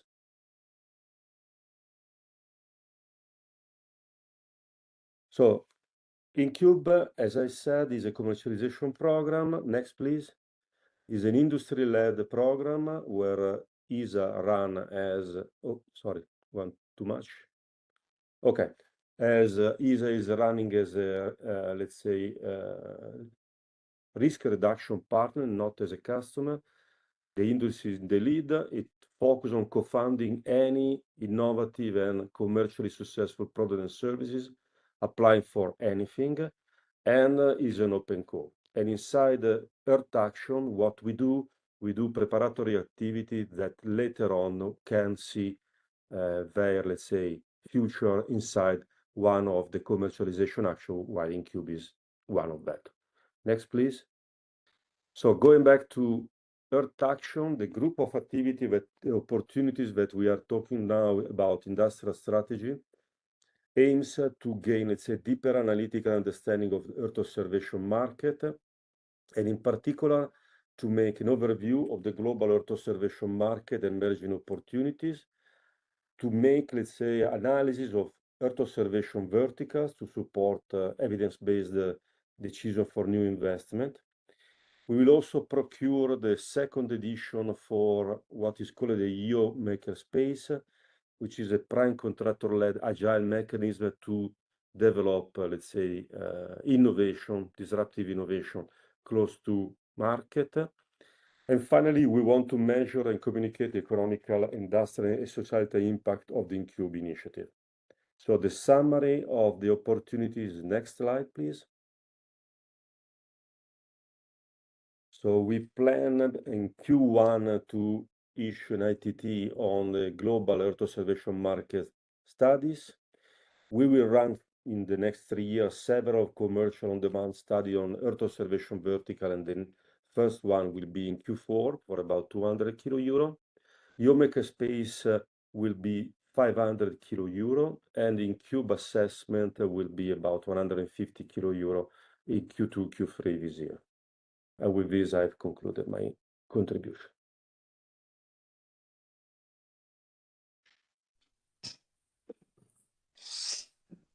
Okay, good morning, everybody. Can you hear me? Is that? Yeah, brilliant. Okay, so I'm going to follow on just going through the activities that we're planning for this year on the industrial competitiveness side of things. So getting things into building company capabilities, addressing blockages to uptake, etc., and also addressing the resilience issues linked to these type of capability developments as well. Overall, main objectives on the industrial competitiveness side. Firstly, really looking at the start of things, if you like, getting stuff out of the universities into the European companies. So that may be advanced processing methods. You've seen some of the stuff already, like micro Doppler processing, inverse SAR, etc. Not just SAR, also optical, infrared, hyperspectral, really advanced processing stuff. Looking at how we integrate Earth observation with non-traditional decision support systems. So it may be predictive analytics tools like agent-based models, fuzzy graphs, as well as, really importantly, fusing Earth observation, non-Earth observation data and all of that integrated into novel visualization approaches. Pushing the innovative ideas and cutting-edge developments, in particular, going beyond convolutional neural net-based approaches for machine learning. Looking at, I mean, overall, a lot of the stuff that we do is really going to pre-commercial, if you like, and then looking for routes to commercialization through other programs, whether that's Incubed, whether that's BAS, whether that's non-ESA funding, really preparing the ground and stimulating the transfer over there. Stimulating enhanced cooperation between the Earth observation and non-Earth observation data providers, really trying to break out of the traditional geospatial information market perimeter and into a wider market opportunities for more general analytics issues, and look at the potential associated with existing and future missions and addressing best practices for the uptake of Earth observation from these data sets that is consistent with the working practices and constraints and legislation, etc., in these target markets. In terms of the technical capabilities we're looking at, I mean, we're really looking at the whole range of applicable technologies. We're looking at established Earth observation systems, that's national systems, Copernicus, etc. New Earth observation systems, whether that's new capabilities coming along at national level, private sector systems, individual and constellations, new data collection platforms, in particular high-altitude civil satellites and autonomous systems, ground-based, underwater, water surface, etc. Transponder technologies, I mean, we've been working with AIS for a long time, but there's still additional things we can do for things like directionality, frequency difference of arrival, etc. But other transponders as well. I mean, we've really not scratched the surface of the massive availability of vehicle transponder data, IoT sensor networks, etc. We're also doing a lot and looking to do more on how we integrate unstructured data like open source intelligence and media data. So that's, you know, in terms of the data, in terms of the processing methods, really pushing the perimeter on innovative processing methods. So two examples there are the ISI and polarization, but we're looking at an awful lot more. Leading edge artificial intelligence, the advanced predictive capabilities that I was just talking about, and also underpinning all of these things, next generation ICT, so things like super fast databases to support both situation awareness and predictive analytics. And obviously that combines with the emerging technologies like digital twin capabilities coming through, both for the Earth system process characterization, and increasingly, if you look at the amount of data, the revisit and the spatial resolution, we start getting much better handles on human system processes as well for things like economic activity characterization, public health, etc. So these are the range of technologies we're looking to be integrating into the industrial competitive landscape. The actual tenders for this year, and that's the list there. So firstly, some of these things were delayed from the work plan for last year. This is the first one is analytics support for industrial operations adaptation. We're looking at two priority markets here. One is steel, one is commercial agriculture. This is not just we specify the domain and you come back and do what you like with reference to these things. We've been working with these sectors. We have a priority set of analytics gaps that these guys need to understand for the evolution of their manufacturing processes, their supply chain, their positioning in the market, etc., all with respect to stressors like climate change, the perception of some of these activities in markets, etc. So how do we ensure these things? And I'll come back to that in a bit more detail in the next couple of slides. We have another contract or another tender starting two parallel contracts. This is sort of pathfinder, if you like, if looking at the fusion of EO-derived information and autonomous systems. So that's, I mean, things like robotic platforms, whether that's on land, at sea, whatever. The agenda here is, if you think about the evolution of market sectors like transport, etc., there's a massive move expected to things like autonomous vessels for transport, autonomous land vehicles as well. So I mean, a lot of areas are going to go towards more autonomy, and we really need to be looking at how we integrate wide area information from satellite data with the immediate surrounding situation awareness from the autonomous systems. And this is a first approach for looking at how this fusion can work ensuring that we're improving the management of these systems. So we'll start two parallel contracts. One is looking at maritime areas, one's looking at land areas. But you know, if you've got other elements in there, by all means, put something in and we'll look at it. Third line is small satellite fitness for purpose. This is we do one of these tenders every couple of years. We'd hoped to do this last year, but again we were delayed. So the first one we're looking at definitely looking at the impact of thermal infrared constellations. The idea here is private sector operators, you have their business, have their investors, etc. That's all fine.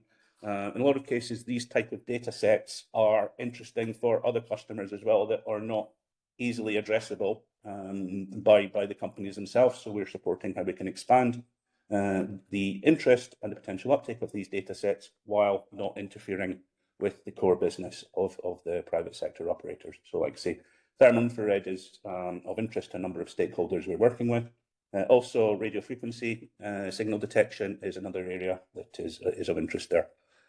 We talked about, or I talked about, looking at addressing blockages to market uptake. So this is a type of tender we do every couple of years. So again, we're looking at two sectors here. The issue is Earth observation derived information may be really cool, it may be cheap, whatever, but if civil engineers or whoever go outside accepted best practices in their sector and something goes wrong, they lose their professional indemnity, they may have legal problems, etc. So we're looking at addressing these sorts of issues and getting the EO-derived information really accepted as a standard practice in these domains.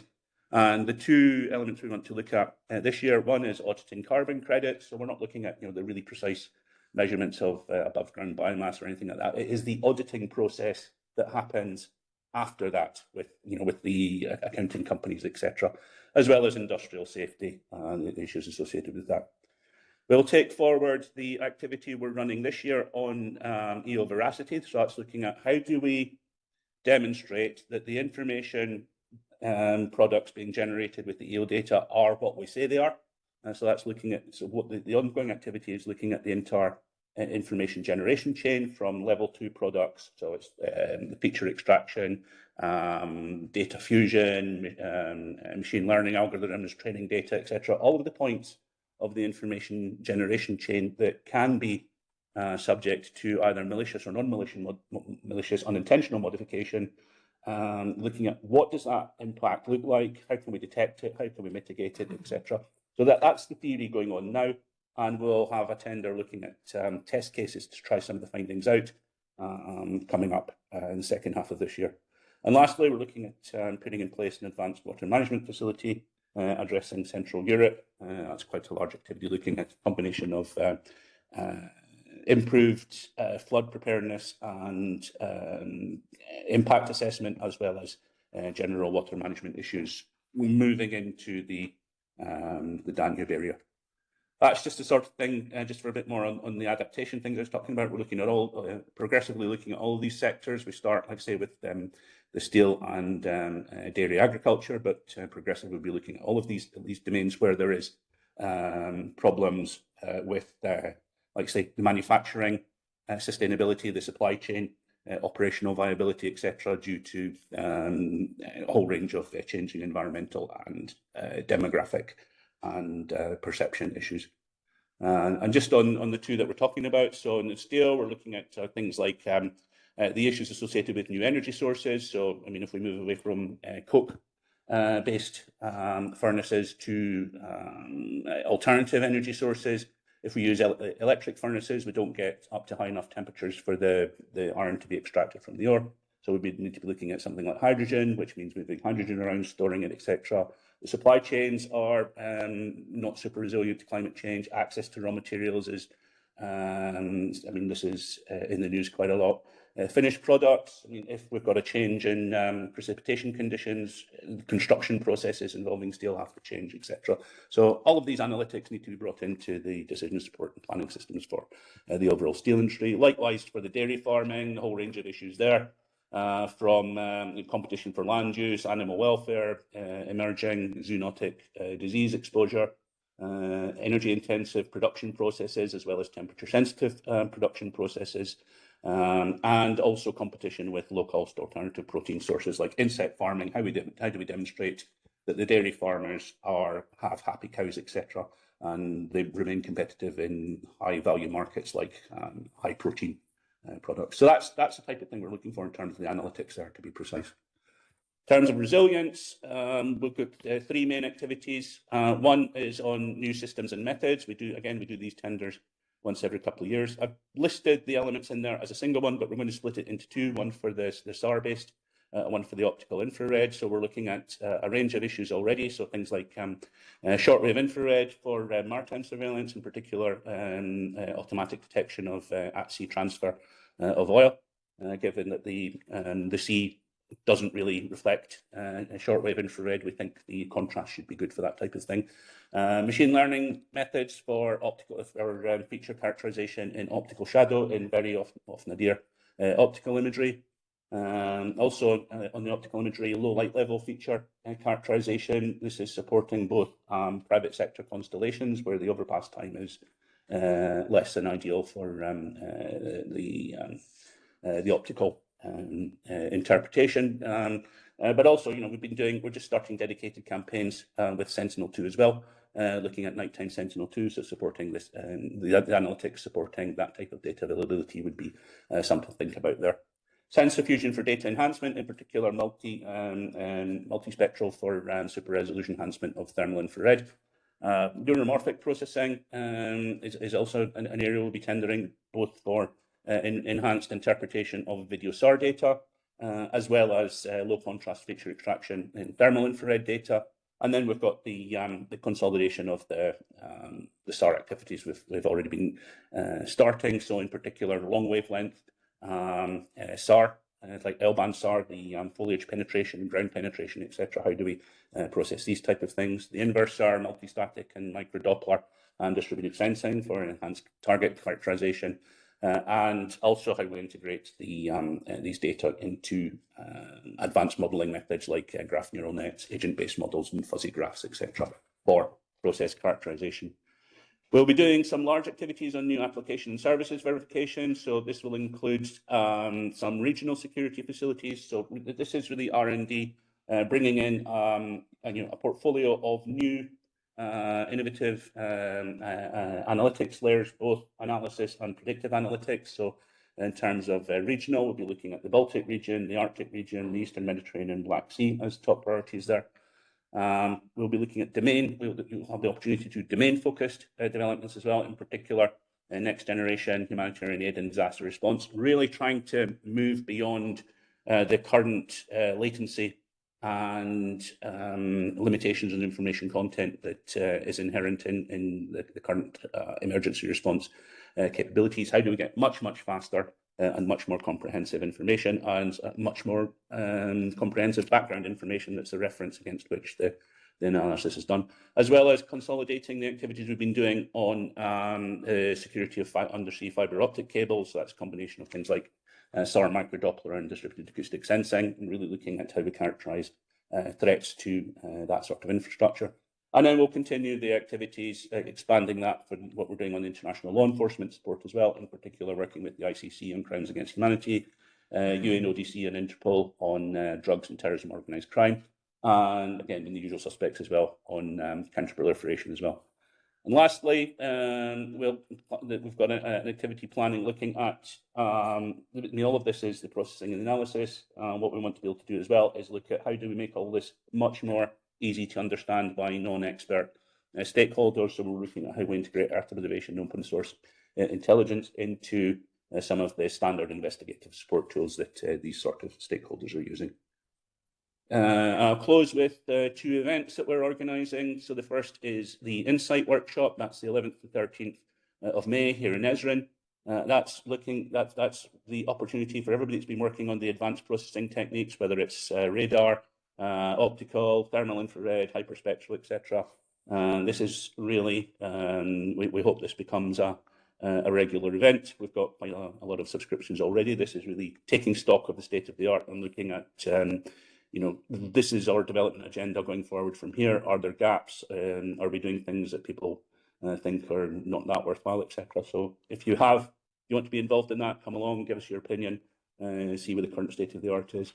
And lastly, after the summer, 29th of September to 1st of October, again here in Ezrin, we have a joint activity with the Joint Research Centre and UN Office of Drugs and Crime on the use of Earth observation for characterising and investigating environmental crimes.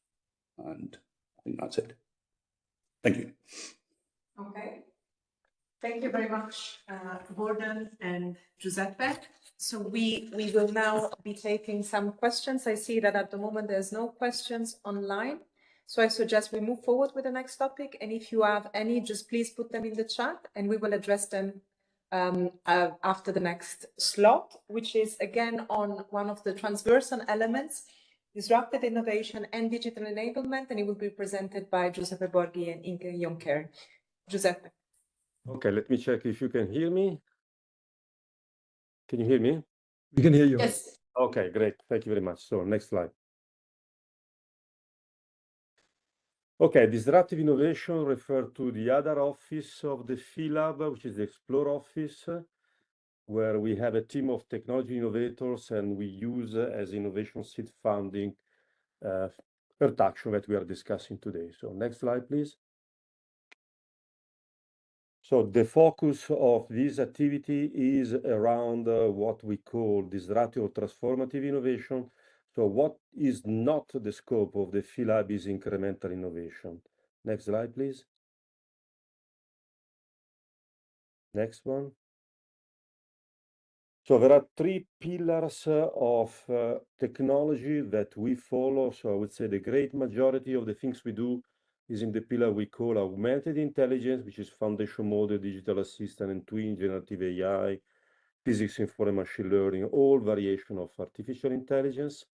The second pillar is innovative computing paradigms, which is cognitive space, a lot of onboard AI, quantum computing, neuromorphic, biocomputing, computational imaging, and all these new paradigms of computing of data. And the third one that we call generically other transformative innovation are virtual immersive visualization, Web 3.0, DLT, quantum information theory, and all other technology that could be disruptive for Earth observation sector. Next one, please. So we use as a modus operandi 3 steps of explore, then capacity building, and then deliver an impact. And we perform quite a lot of uptake and community activity. And as I said before, we are an open lab, so we host, we welcome people coming from outside ESA to work with us and with ESRI in general on these topics. We run quite a lot of challenges, sprints, and hackathon. The innovation we develop together with our partner apply to everything, flight hardware, flight software, downstream application, end-to-end system, and innovative business models. Next one, please. So as I said, we have 3 pillars: augmented intelligence, innovative computing paradigm, and other transformative innovation. And what we are trying to do is to converge all this kind of innovation toward 2 main, let's say, landmark activity. One we call World Agentic Engine. I will describe a bit more, is a matter of procurement this year. And the second one as well is the Cognitive Cloud Computing in Space EO Cognitive Lab, 3CS Cognitive Lab, as we call, and also this one I will explain a bit later is another one subject of procurement, so is an opportunity. Next one, please. We are part of a global innovation ecosystem with, let's say, supporting many global events. We work with many different NGOs, with investors, with private and public investors. We collaborate transversal, of course, in ESA with several. As a director, we support the ESA FILAB net, which is managed by CSC Directorate, but we are the point of contact, the focus on Earth observation, and many, many different research centers. Next one, please. It's easy to collaborate with the FILAB, so we distinguish 2 different ways. So shared mutual interest without exchange of funding. So the primary one is visiting researcher or being a visiting professor. We host several research fellow, PhD, and YGT, or founded through what we discussed today within Earth Action, so procurements, InCube, Open Space Innovation Platform, or the Earth Observation Science Society for Society Open Core, much less on GSTP and TD. Next one, please. So the focus for 2026 on disruptive innovation opportunity are, let's say, cognitive cloud computing in space, the EO Cognitive Lab. We want to start the design and development of this lab, and I will give you more information later on. Several are around geospatial foundation model, where we have run many of these in the past, and we want to progress in the SAR and in multimodal information. We will tackle several aspects of agentic AI and decision intelligence.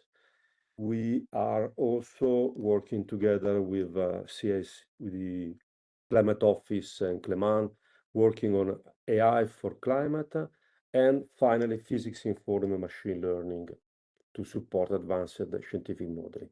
Next one. So these are the list of the opportunities for the period.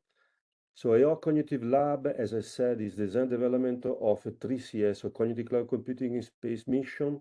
This will be probably around 10 million procurement going up in the future. Around geofoundation models, we will work around decentralized AI, and the second one for about 400 euro opportunity, and the second one on embedding at scale, another 400 euro. On agentic AI, we will procure a prototype development for what we call the World Agentic Engine for about 3 million. I'll give you more information later on. On AI and decision intelligence, we want to study this technology and see methodology that could be applied in Earth observation for about 150 euro. And again, agentic AI for specific economic sector will be around 400 euro. Next one, please. Then we have an activity on ECV, so together with Climate Office for about 1 million, and another one with the Climate Office to demonstrate advantage of, let's say, extended reality and the modern natural language processing to present and understanding the complex AI climate data. And finally, for around 600 euro, then there is an activity on physics-informed machine learning for about 400 euro. Let me give you, next slide, please, a bit more information on the major procurement. So the first one is, as I said, the EO Cognitive Lab. This is an activity that will be run in cooperation with the other department of EOP, which is called EOP-F, and is a joint effort around FISA3 and 3CS. And the goal is to design and build a constellation of satellites that will embed, let's say, the core of all the disruptive technology we are experiencing on ground. So for sure, artificial intelligence, for sure, cloud computing, but also many others, with the goal to develop an experiment facility to study new operative model triggered by this technology. So this will be procured in Q4 2026. And as I said, the budget will be around 10 million. Next one. The second major procurement is the World Agentic Engine. Here, the goal is to, let's say, support the industry in developing a system that is able to take, let's say, the value generated by the European data on European facility to, let's say, build an agentic system where both geospatial data but AI models are integrated and orchestrated and economically rewarded to deliver, let's say, economical and societal benefit based again on data and infrastructure which are European. Next one, please.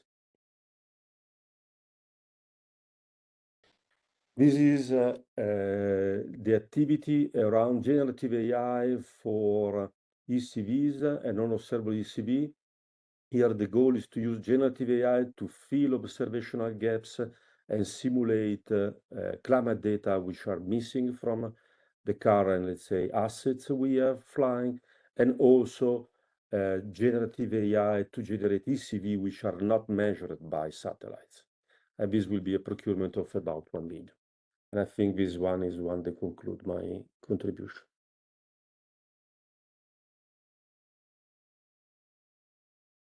No, sorry, there is the last one. Just a mention of all the events that we are supporting. We have just concluded the ECNWF and ESA machine learning workshop. Here there is a mistake. So in the 12th and 14th of May, we will have the commercialization forum in Seville. So not in April, but again, 12th and 14th of May, you will see in the graphics below.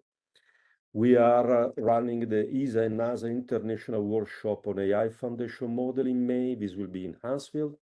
There will be a dedicated workshop on AI for space at CVPR in June. And we will host in Esrin the Innovation Summit in end of June. The Agentic Artificial Intelligence for EO workshop will be in Germany in October. And in parallel, we will run several challenges, sprints, and grand marathons. So please take a look to all our initiative and on the FILAB website. And this should be actually the last one.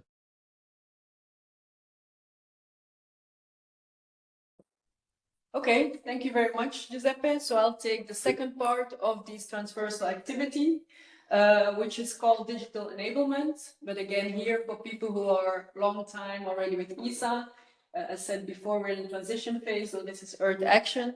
So this was called previously digital platforms and digital innovation.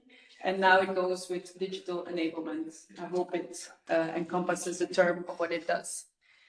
So to start with the concept, the idea is that we really go from open science to open innovation. You've seen this slide also in the beginning when Ruben was presenting. So it shows the flow that we want to do in this Earth Action umbrella, going really from science all the way to commercialization. So you can see the different stakeholders there. So we work with scientists. You've seen and you've heard all the opportunities for the science. So we target the scientists. We have the research institutes, which we see as space value adder, and then industrialization and the commercialization. Important to mention here, so as we talked about also integrating end users from the start, is that it's also targeting non-space system integrator, meaning that people and communities and end users which are not used to use Earth observation data are seen as also a very big target of all these applications. So this is also why it's called open science, going from a community Earth science all the way to community with decision-making monitoring, which are not always the ones using the Earth observation.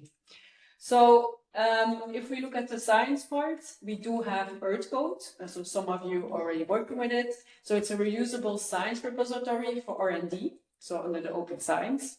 We do have the Apex, which is the repository for the applications of the R&D, so open source, very important in this part.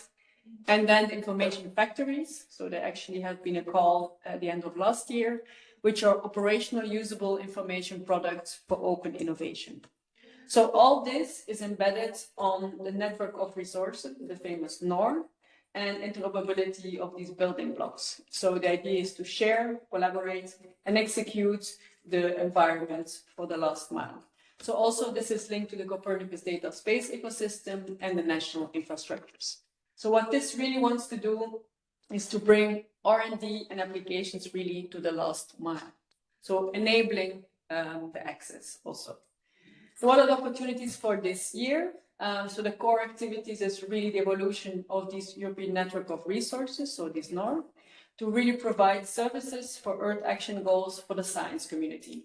So the science community, as shown in the slide before, as part of that Earth Code Federation, and then the value-adding community, as the Apex Federation. So this layer is with two major contractual frameworks, so the NOR and one for the interoperability action. So the North Earth Code Federation provider services, it will be the NOR best practice call. The volume here is 2 to 3 million. And the idea is to provide an operational, interoperable platform services for fair open science. So the colleague already brought it up. Overall volume 2 to 3 million for algorithm hosting, code quality engineering support, and, for example, reusable workflow management. The second one is for the Apex Federation provider services. Same volume, so 2 to 3 million. And the idea is to provide operational, interoperable platform services to support that on-demand executable Earth Action information as a service product. So also here algorithms, performance optimization, algorithm scaling, and processing as a service. And the third part here is the interoperability ramp-up support. So there will DN for the onboarded as use case to interoperability frame contract. So there will be 50 to 100K per use case over volume 2 to 3 million. So it's the use of the UAE PECA interoperability open source stack to make your platform eligible for this Earth Code for Apex Federation, as you could see before, and really to become a remunerated open source contributor. So to more advance also the framework of these enabling services, as shown in the slide before, these are the following activities for this year for new capabilities. So the first one is a pilot for Earth Code, and we're looking for a systematic scientific processing service. So the ITT will come up in the next quarter. It will be 800,000 euro to develop an operational capability, which can have a potential follow-up then from 1.2 million for operational use. So within this science cluster, we have the Verify, really potentially not open science processors, but to really bring them, routinely execute them, and also provide renewed science products. So like a reference analysis ready data collection. Then on the Apex side, we have a pilot on global value adding platform production capability. So the ITT will come up the end of the year. It will be 1 million, and it's to build operational capability with a potential follow-up of 1 million for operational use. So there we see to build a capacity for systematically upscale the R&D results to global level for cost-efficient annual reproduction. So the idea is to showcase this with the International Energy Agency as a stakeholder. And then also there we have the QGIS and the Jupyter GIS extension, so linked to the open science and open source. There will be an ITT the end of the year for 900,000 to enhance the QGIS open source and integrate it with the Jupyter Lab for systematic integration of this Earth Action information as a service product. So available in the Apex, but then also plugged into the information factories, into the QGIS ecosystem. And I think that was my last slide, so I think we can take some questions now before going to the next topic. Yeah. Thank you very much, Inge and Giuseppe. So there is a question from Catherine about the open call. Well, you mentioned the open call as a collaboration opportunity with FILA. Is the plan to reopen this call? Do you know when? Will it have the same conditions as before? I think we may have more information in the slides that coming later, but perhaps you want to address this. Well, thanks for the question. We do have a slide later on it, so I prefer we take it at the end. Okay, very good. In that case, for the moment, we have no further question, but you can, the chat is still open for you to address it, and we'll come back to this, Catherine, later on in the process. So the next transversal element that will be presented coming up is knowledge exchange and capacity building, as well as partners and cooperation, and this will be presented by Benjamin.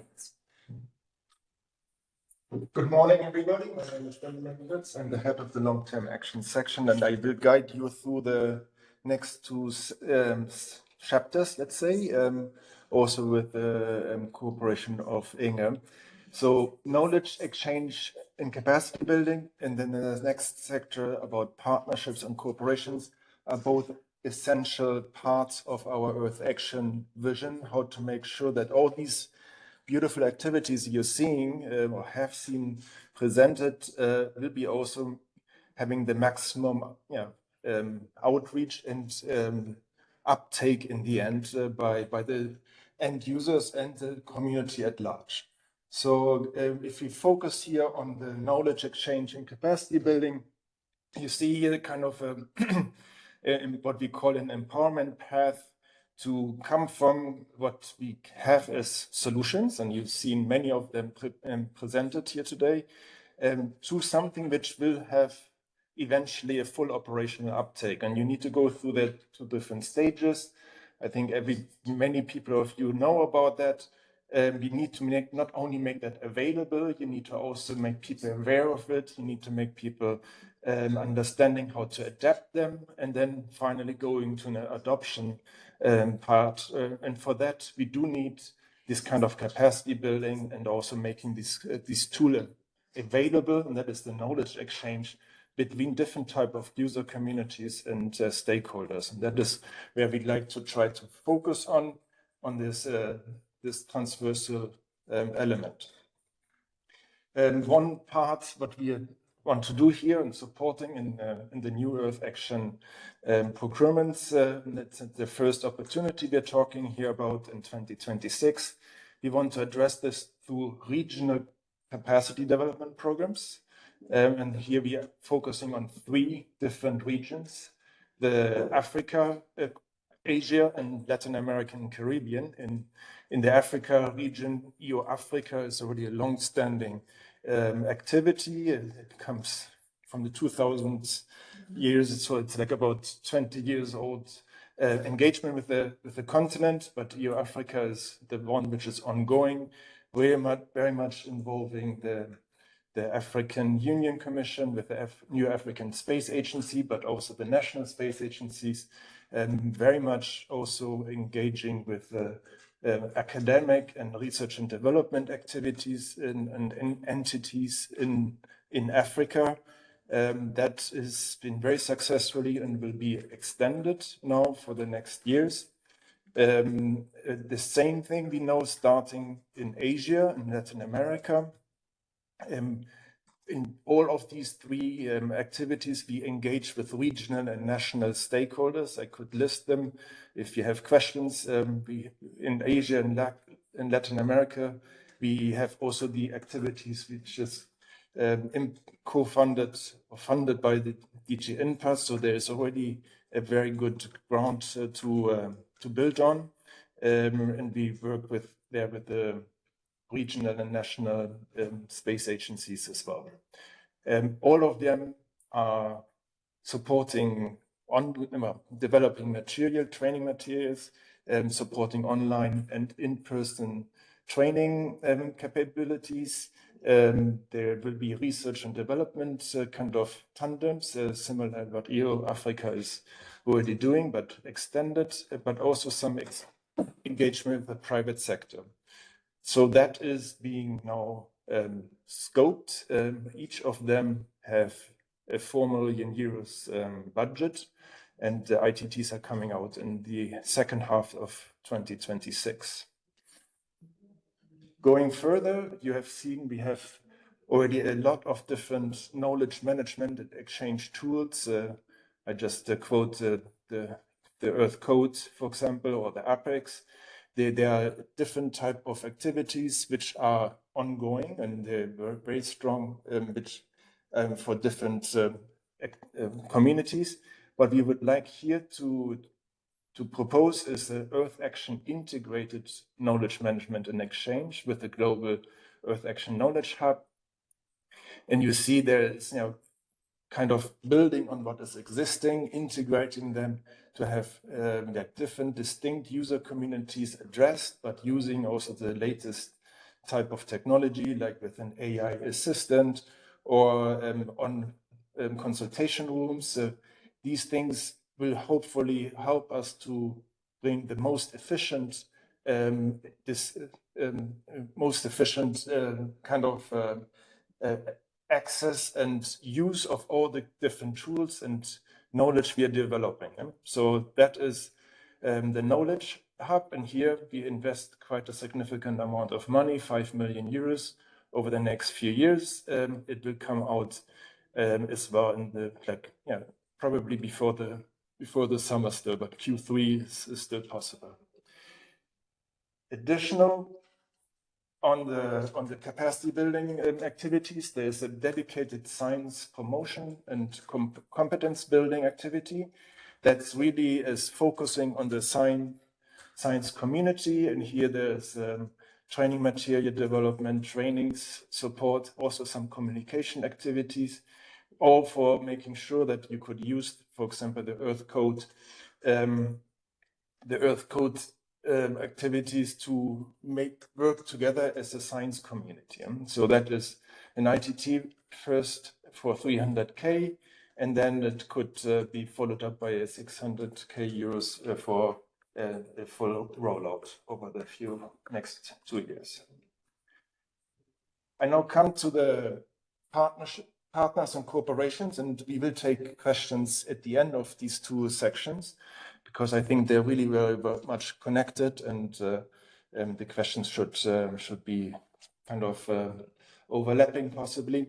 So again, partners and cooperation is something which is very at the heart of Earth Action, and we call that the Earth Action readiness for global cooperation. And you see here we structured that into 4 different type of activities to build on all the research and science and tools we be having, to make sure that all that capabilities and knowledge is reaching our partners, which are not necessarily space partners. And Rune was saying that in the very beginning, we need to make close cooperations and partnerships work with non-space partners to really bring the impact and scale which is potentially possible with all our tools and capabilities. But for that, we really want to work through a strategic guidance all the way through technical assistance, and then knowledge and skill transfer in the middle, in the end, which we already just discussed about. Most importantly, we want to work with a kind of a structured approach across the different regions. You've seen already on the capacity development part that is already being put in place. But you see here, the different actors: African Union, CELAC in Latin America, in Southeast Asia, it's the ASEAN countries, in the moment 11 countries being grouped together, but also not forget the national mandated stakeholders. All these we will address through these different elements we see above, and making most use with our multilateral partners. And here you see what was ongoing over the last years, also using the Global Development Assistance, which is now evolved and integrated in the Earth Action concept, and all the different partners from the World Bank down to the Green Climate Fund, for example, or others, which are all very important multiplier partners to make sure that we can leverage all what we have to offer in Earth observation. And finally, I want to mention the Global Gateway with DG INPA, which is also a partner, which is really bringing resources into it. All what I just introduced is building on what you have seen just in the last 2 hours, bringing it to partnerships through Earth Action through partnerships, and that's what we want to support here. Giving you 2 numbers, up to now GDA has leveraged $70 million in capacity building and similar type of activities, and DG INPA has delegated to us 47 million euros to implement on behalf of the Global Gateway Initiative. So a bit more in terms of opportunities. I have introduced the context, but I mean now here this is the real opportunities, and we have been giving you a lot of information, so I'd like to raise your attention a little bit.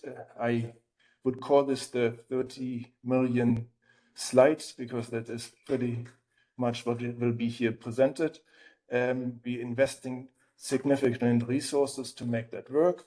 The strategic guidance and advocacy facility basically will be a 6 million euro ITT coming out in the Q3 time framework, where we work on strategic consultancy with up to 10 partners, and that would be hoping, giving them strategic consultancies. We give them the possibility also possibly hosting a resource person in their own facilities, helping to develop their own programming, which are not space programming, to integrate Earth observation and into their own planning of their resources.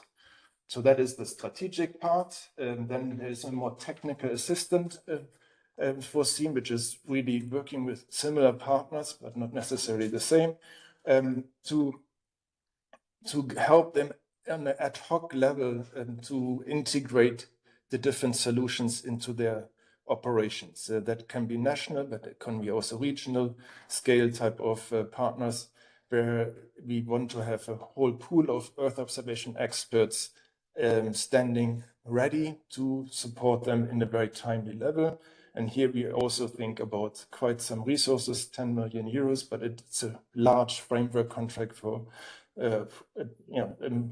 engaging and activating a pool of Earth observation experts. Next, similarly, what we have done in the global development assistance, we would like to support the co-development and mainstreaming of Earth observation capabilities to respond to these partners' long-term demand. In principle, we would like to address 12 thematic sectors, but eventually in 2026, we're focusing on the more, on only 2 sectors. First, energy, because there's a high demand in the moment. And secondly, the very impactful but unfortunate sector of poverty, fragility, and disaster, which are very much connected. And these both will have ITTs coming out in Q3 and Q4 for 2 million euros each. The next point was already addressed, basically, but it's part of this action readiness concept, these capacity building parts, but we have already talked about it. It's just a repetition here. A short outlook, these public goods in 27 might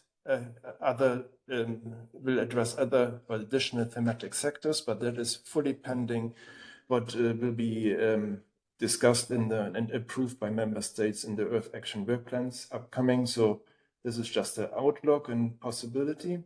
But I wanted to raise your attention on what we do also in alignment with our partnerships. So the Global Gateway part here, ongoing with DG INPA. We started the 1st of January, a South Asia action. So that is including 7 countries in South Asia, like India, Bangladesh, Nepal, just to mention a few, together with a coalition of disaster resilient infrastructures. And there are 2 new ITTs coming out. And I mentioned that because it showcase very much how we can align our resources with our ESA Earth Action funding. And that is part of our vision, how Earth Action can be leveraged and scaled. There's one on stakeholder engagement, and the other one is very much about EO service co-development, very focusing on climate adaptation and disaster risk management. I will be very fast on the next few points. This is the future. We are working on additional actions with DG INPA, which would bring our engagement with them up to about 100 million. There is, in terms of partnership, further also, we should mention our cooperation across the different European Commission entities. So you see, we work very much together with DG RTD. That's very in the hands of Diego Fernandez. He has been developing that since several years now to have the cooperation with the science programs on their side to align the different activities. So the ESA activities are being even more leveraged than before. And you see there's the strategic research innovation agenda being used to align the activities. We just talked about the DG INPA partnership. We're trying to structure that and bring this even more to strategic level. That's ongoing activity, but then there's also DG DEFIS engagement, obviously beyond the Copernicus. The rapid action for citizens was started during the COVID time, but now is ongoing already for quite some time to raise the awareness of Copernicus investments. And finally, and not at least, we have collaborations with a long range of policy director generals from the European Commission. You read them here. I would like to highlight DG Klima, where there's even a secondary of ESA being placed to very much mainstream and integrate our activities into their thinking and their planning. And there's even joint calls being designed so Earth observation gets into Klima. But I mean, DG and Agri, statistics, Mare, all of them are very much involved in that. Very good. With that, I think I can close and hand over to Inge.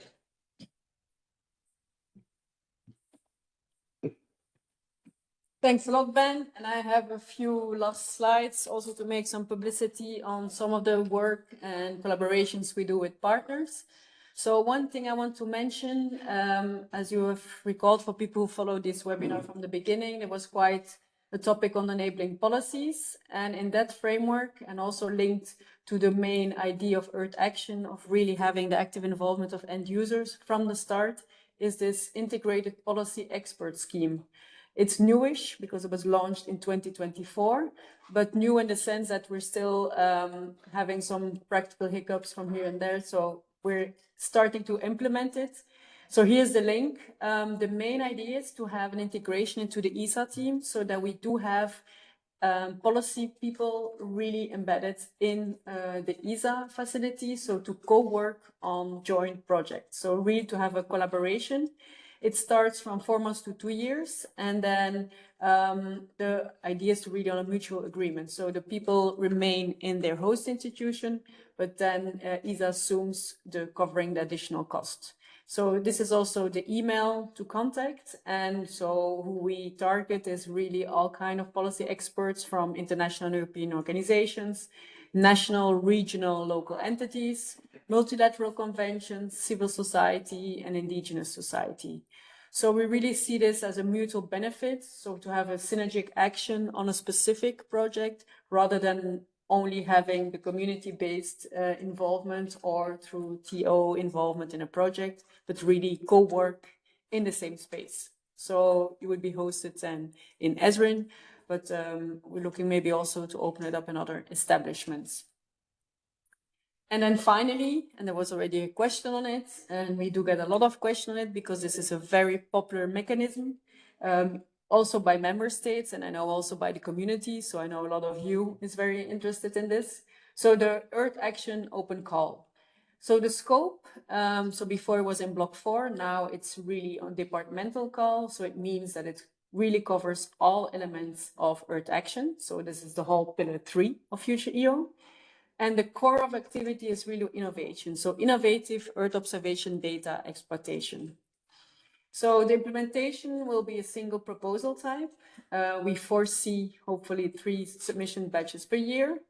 And as I said, it was extremely successful. So for the 2026-2028, we foresee a total of fewer than 100 contracts. So certain of the batches may include priority focus to complement the generic block 4 scope, as you might recall, for people who applied to this call. So for example, new sensor availability, response to time limit issues, and so forth. One of the reasons why I guess this is also so popular is that there's very rapid communication to unsuccessful bidders and also an improved debriefing. So with a limited number of resubmissions. And there's no requirement for national delegations to provide letters of support. So the financial aspects we're looking at is a maximum value of €250,000. There's no geographic return constraints for the ESA member states. And so the famous question on when will this call be opened, I can simply say also that because it's such a popular instrument, and as you've seen in the last 2 hours and a half, the amount of activities we foresee with you, with science and industry, we also have to reshape the way we work, because of the popularity of this mechanism, we're actually looking into a more efficient way to organize ourselves. And this is why there's some delay in having the first call. But the first call should be open before summer of this year. So I hope this answered the question we had earlier in the chat. So with this, I think I'll leave it here. And I don't know if maybe Rune wants to come in to give a final say before we go to the Q&As. I was thinking that we do the Q&A to Ben and this last part first, and then you do Okay, the part at the end. perfect. Okay. Yeah. So I give the floor to Maria Piera. Perfect. Thank you very much, Inge and Ben. So this was the last slot, the last presentation. So we'll now move to the Q&A. We will start with the questions that are related to the last two topics, and then we will go back as quickly as possible also to the remaining ones. So first of all, a question to you, Ben, from Veronique.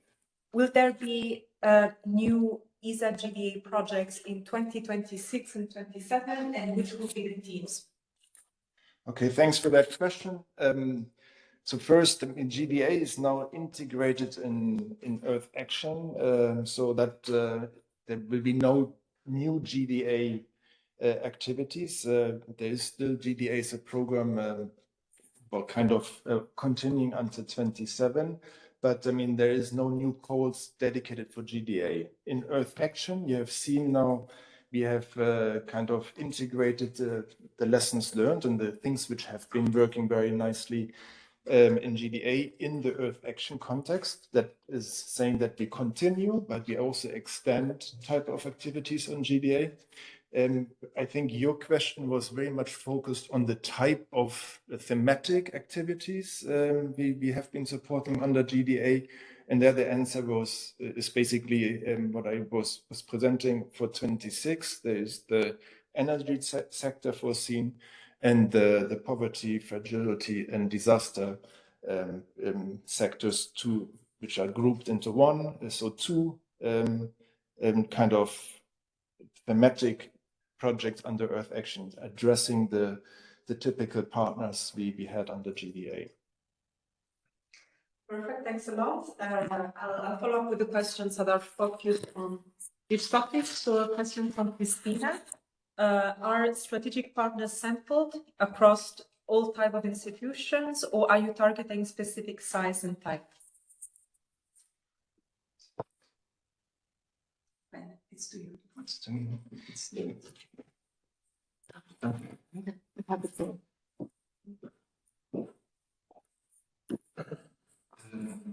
Okay, just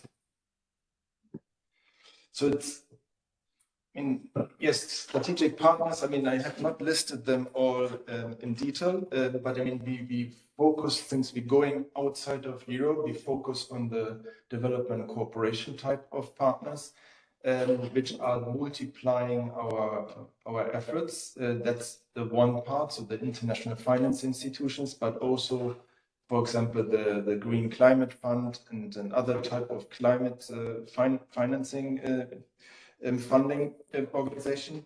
But we bring on the regional level also the different regional mandated organization in there, and most importantly, the national one. That is giving a different type of sizing and types coming into the game. And we going from GDA to Earth Action, so it's not only going to be the financial institutions. So that is something we need to do step by step. We need to work that out how that works best. But that is a very integrated approach what we are trying to follow here. So I cannot give you a final answer on that, but the message is be flexible in the types of partners. Thanks a lot. So this was on this question. And then finally, a clarification from Claire. Is there scope for working with global partners other than those on the list of mandated national and regional stakeholders? So I think almost covered that on my last answer already. Yes, there is scope for that. I can mention here, for example, the UN South-South cooperation.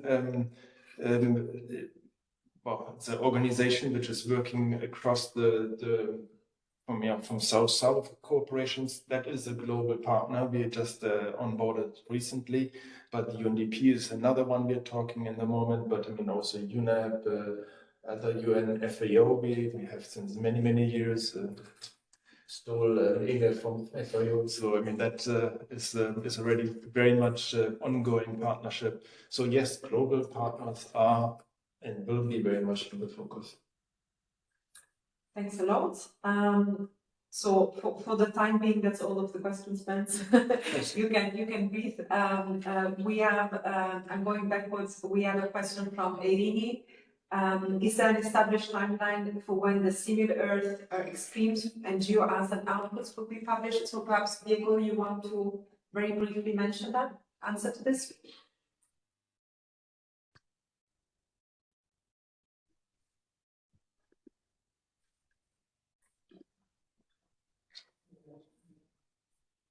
Otherwise, I can do it because I have the answer. This will be likely at the end of the year, so in the latter part of the year. Okay, so we also had a question from Nino on the digital enablement. So Gunther, this is for you. It is not clear to me the difference between different opportunities. So the North Earth Core provider services and the Earth Core private systematic scientific processing service. So Günther Landgraf, perhaps you can help us here. Yes, with pleasure. So I think the Earth Code services are to support the science community, to help them to have the scientific workflows operated on the cloud, executed on the cloud in a way that can share them and that it remains available for the future for other scientists. There was quite an extensive presentation at the Network of Resources Orientation Workshop in March. You can find that for sure in the Network of Resources Community Forum, or otherwise I will let it have to you.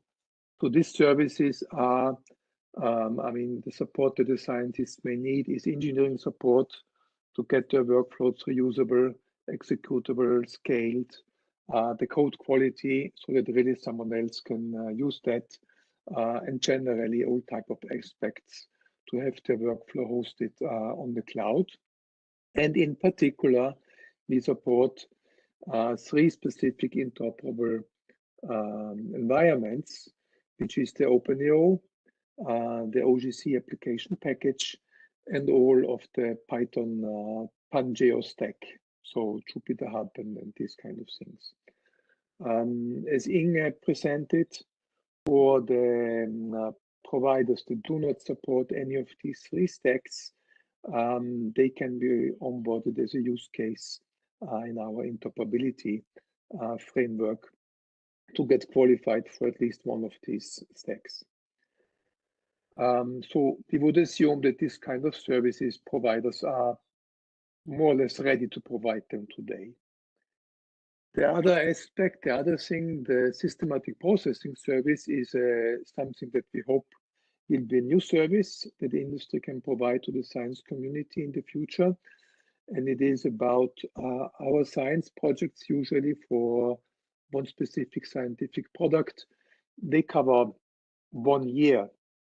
Yeah, and there is for the Earth system science, of course, a need to create time series of that. So there's much more value to monitor how the Earth system develops if then we produce this regularly. And this is, let's say, a service that we would like industry to provide for us, to the science community. And this ITT, this new project, is about to building this up. So this is a new capability that we would like industry to provide to the science community to generate time series of specific scientific products. Thank you very much, Gunther. I will now just address one question from the morning and then move to the most recent one. So we had a question from Catherine that we couldn't address this morning about the Arctic. Do you foresee any calls addressing the science questions relating to the Arctic? So far, the poll calls mentioned only addresses the Antarctic. I know that we will have several people trying to address this question. Perhaps we can start with you, Rune, if you want to just introduce this very quickly, and then we will move to Diego and Clément.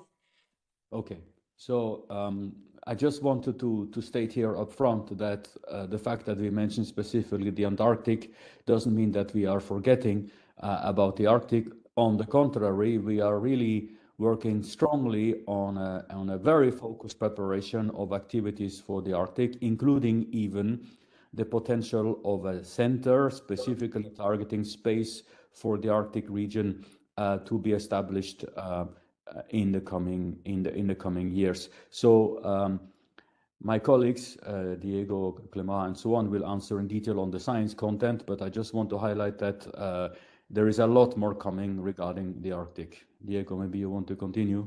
No, just to confirm that even if the ITTs that we prepare for this year will be focused on Antarctica, the next ones in 27 will be focused on the Arctic specifically.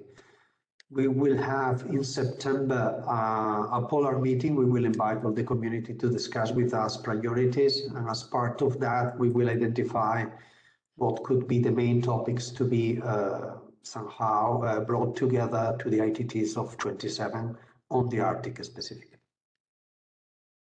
Thanks both. Same answer here. Brief answer is yes, and several cryosphere-related activity under the climate activity in Earth Action.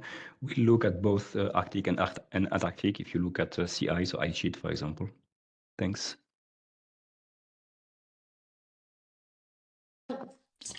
Thanks a lot, Clément. Perhaps, Torsten, you also wanted to add something? Yes, so we have also, in addition, set up with our colleagues at FMI a super site for science Cavall activities in Sudankula recently.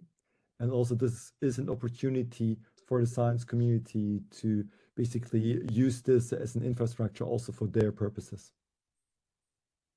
Brilliant. So lots coming up for the Arctic. The next question is a bit more generic, and this is from Guy from RSS Hydro. When I was in the US working on NASA projects, they had and still have an Earth Action program under NASA EST and Todd Buckner. Is there any reason for the same name? Is it ESA actually finally working on a joint program on EO innovation with NASA, which would be fantastic? And Rune, this is for you. Yes, so thanks for the question. Believe it or not, the concept of the NASA strategy for science to Earth action or science to action strategy and our Earth action philosophy, they were developed in parallel, but quite largely independent of each other. So at the same time, both the two major space agencies saw the need to establish such an activity line. And then when we were presenting that and we were talking about that, because that's what we do, I mean, we are good friends with our colleagues in the Earth Science Division and we meet regularly. We, of course, recognize that not only is the name very similar, but also the content, the scope, and the target of these activities are very similar. So we have intensified the collaboration in this domain. So in the applications, in the services that we work on to enable positive action for the planet, we now also have a regular coordination. That does not mean, by the way, that is the same program and that we are programmatically sort of intertwined or even having dependencies. But I can promise you that we have a regular dialogue on this topic and that this will continue as we continue to develop also the Earth Action concept.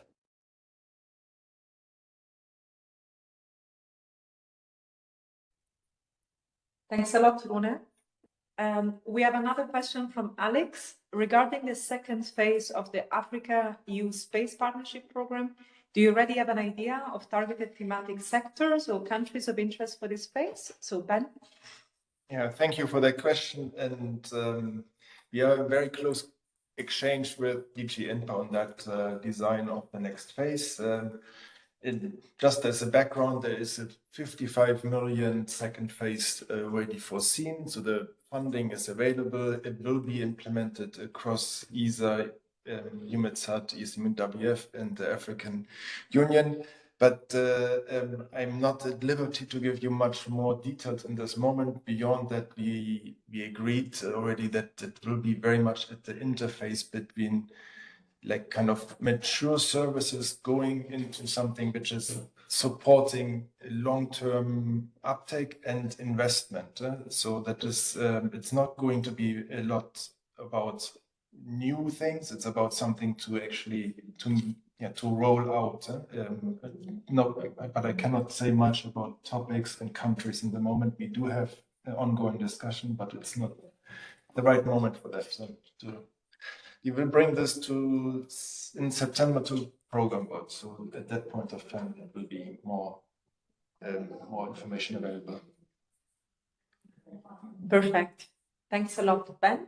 So we've now actually moved into the Q&A session. So if you want to raise a final question on any of the topics or in general about the Info Day of Earth Action, please do so in the remaining minutes. And in the meantime, I wanted also to ask the speakers and Rune if you wanted to add anything to what presented.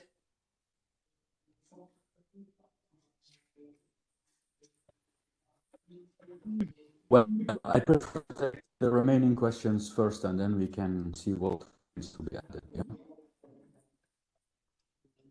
Okay, so at the moment we have addressed all of the questions. So if you want to raise one, it's really the time to do it. We have a little bit of time, so please feel free, don't be shy. If you want to know more about any of the opportunities or any of the plenty of topics that was presented earlier. So we'll give you a couple of minutes to do that. Let's just give this one.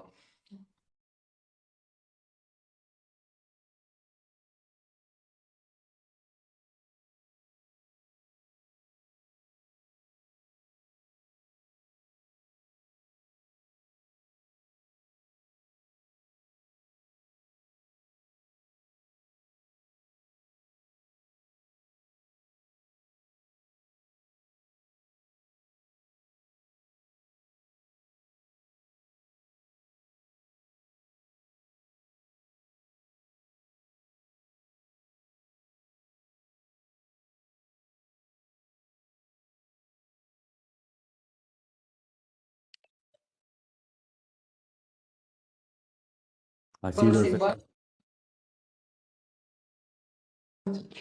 Okay, thanks. We have a question from Johannes. How can I find the mentioned ITTs between all the industrial ITTs on ESA Star? So Inge, I will turn this to you. Yeah. So thanks for the question. We realize it's a lot of information, also indicating the amount of activities we have and we do. So actually there's two ways. Indeed, in ESA Star, you will find all of ESA. For these specific ones, as we mentioned, they will be all available on the Earth Action website.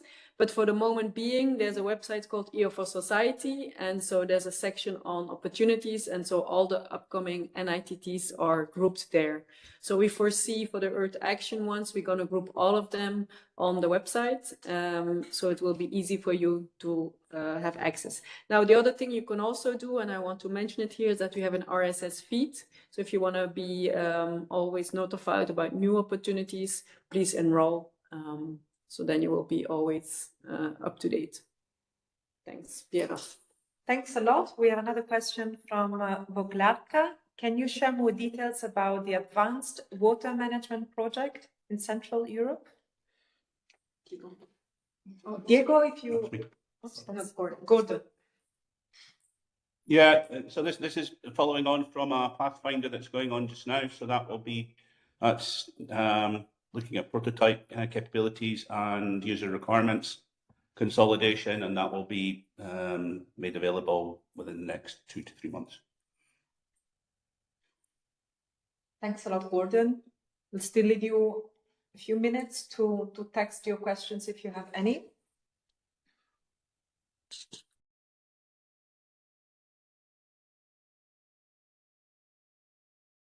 So maybe in the meanwhile, regarding that question on how can you be notified when it will be opened. So as Clément mentioned, so you can also register on ESA Star and then you create an alert. And so when then the call is open, we do get an alert on that.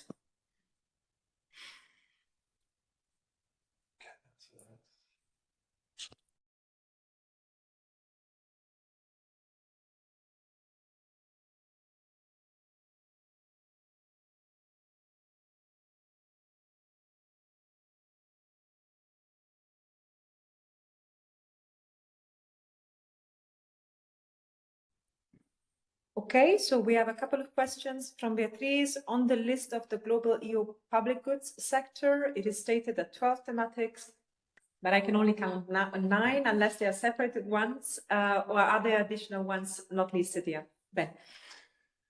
Thanks, that's a very easy one. Yes, I also can count, but yes, we group them. That's why we go up to 9. And so yes, it's a bit confusing. My apologies. We group them by topics, so we can make them more impactful and also more efficient to be implemented. Thanks for the question. So thanks a lot, Beatrice. And we have another one from Thomas. Thanks for the presentations, very useful. As part of the partnership with DG Impact, is there any ESA involvement foreseen in the EU Global Gateway early stage investments mechanism? Thank you. For you, Ben. I see people are following closely what is happening in Global Gateway, and indeed there is a lot of opportunities out there. Not in everything ESA is directly involved, but we are very much aware of this early stage investment mechanism, and one of the ideas is particular, for example, in the African EU Space Partnership Program, is that we work together with African and matchmaking Europeans so they can actually be ready to apply for these kind of mechanisms. And the second stage the second phase, which I just answered the question on, would be also probably having strong links to that. So yes, we are helping to facilitate preparation and engagement with that, but we're not directly involved in this early stage investment. I just cannot only advise everybody to have a look at it anyhow, because it's very interesting tools there. So thanks a lot, Thomas. We'll still give you a couple of minutes to type your questions.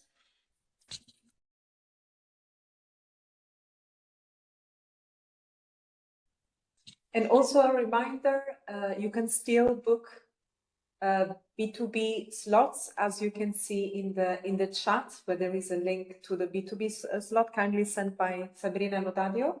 So if you haven't done it and if you want to know more and talk to the experts on each topic, you can still do it and talk to them this afternoon.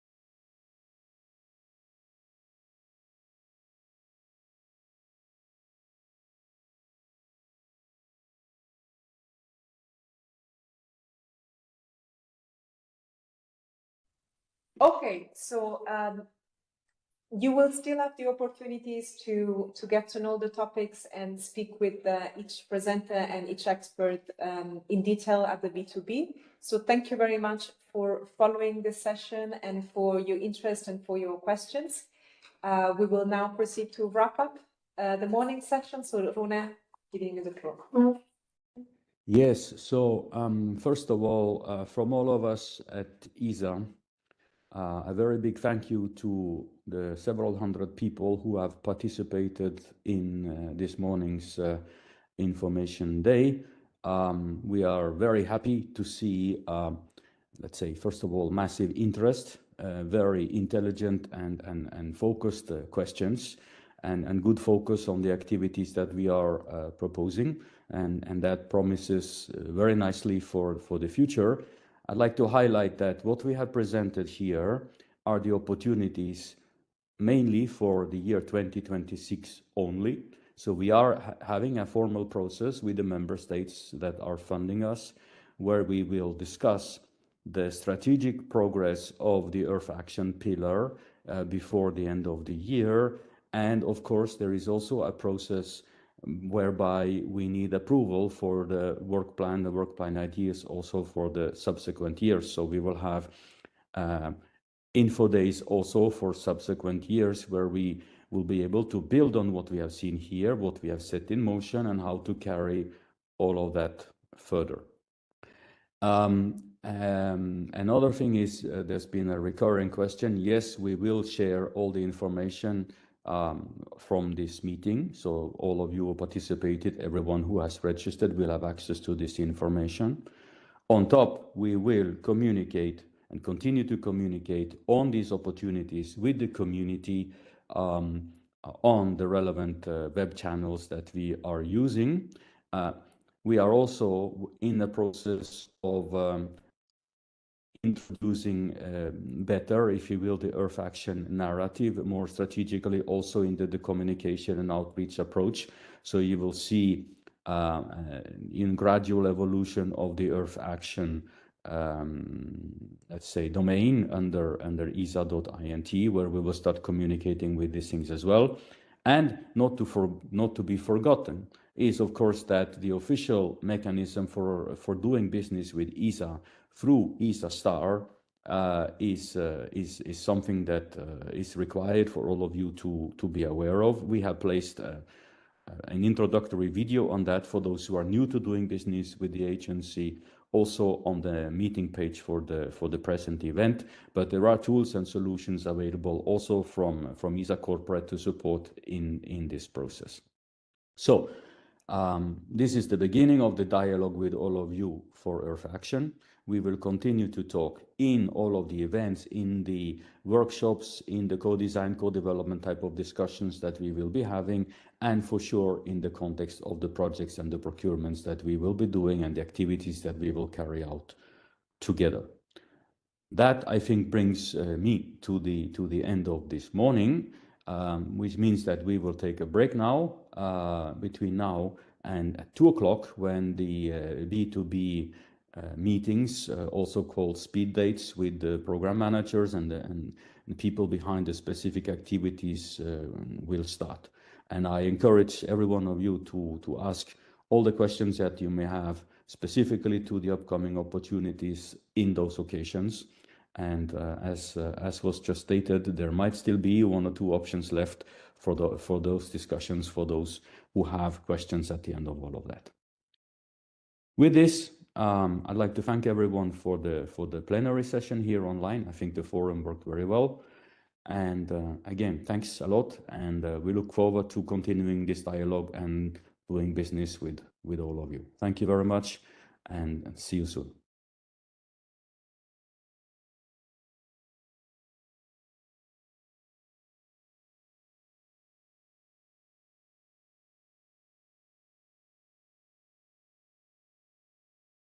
It was not okay, fine.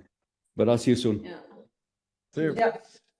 Are we being recorded in the practice session as well? No.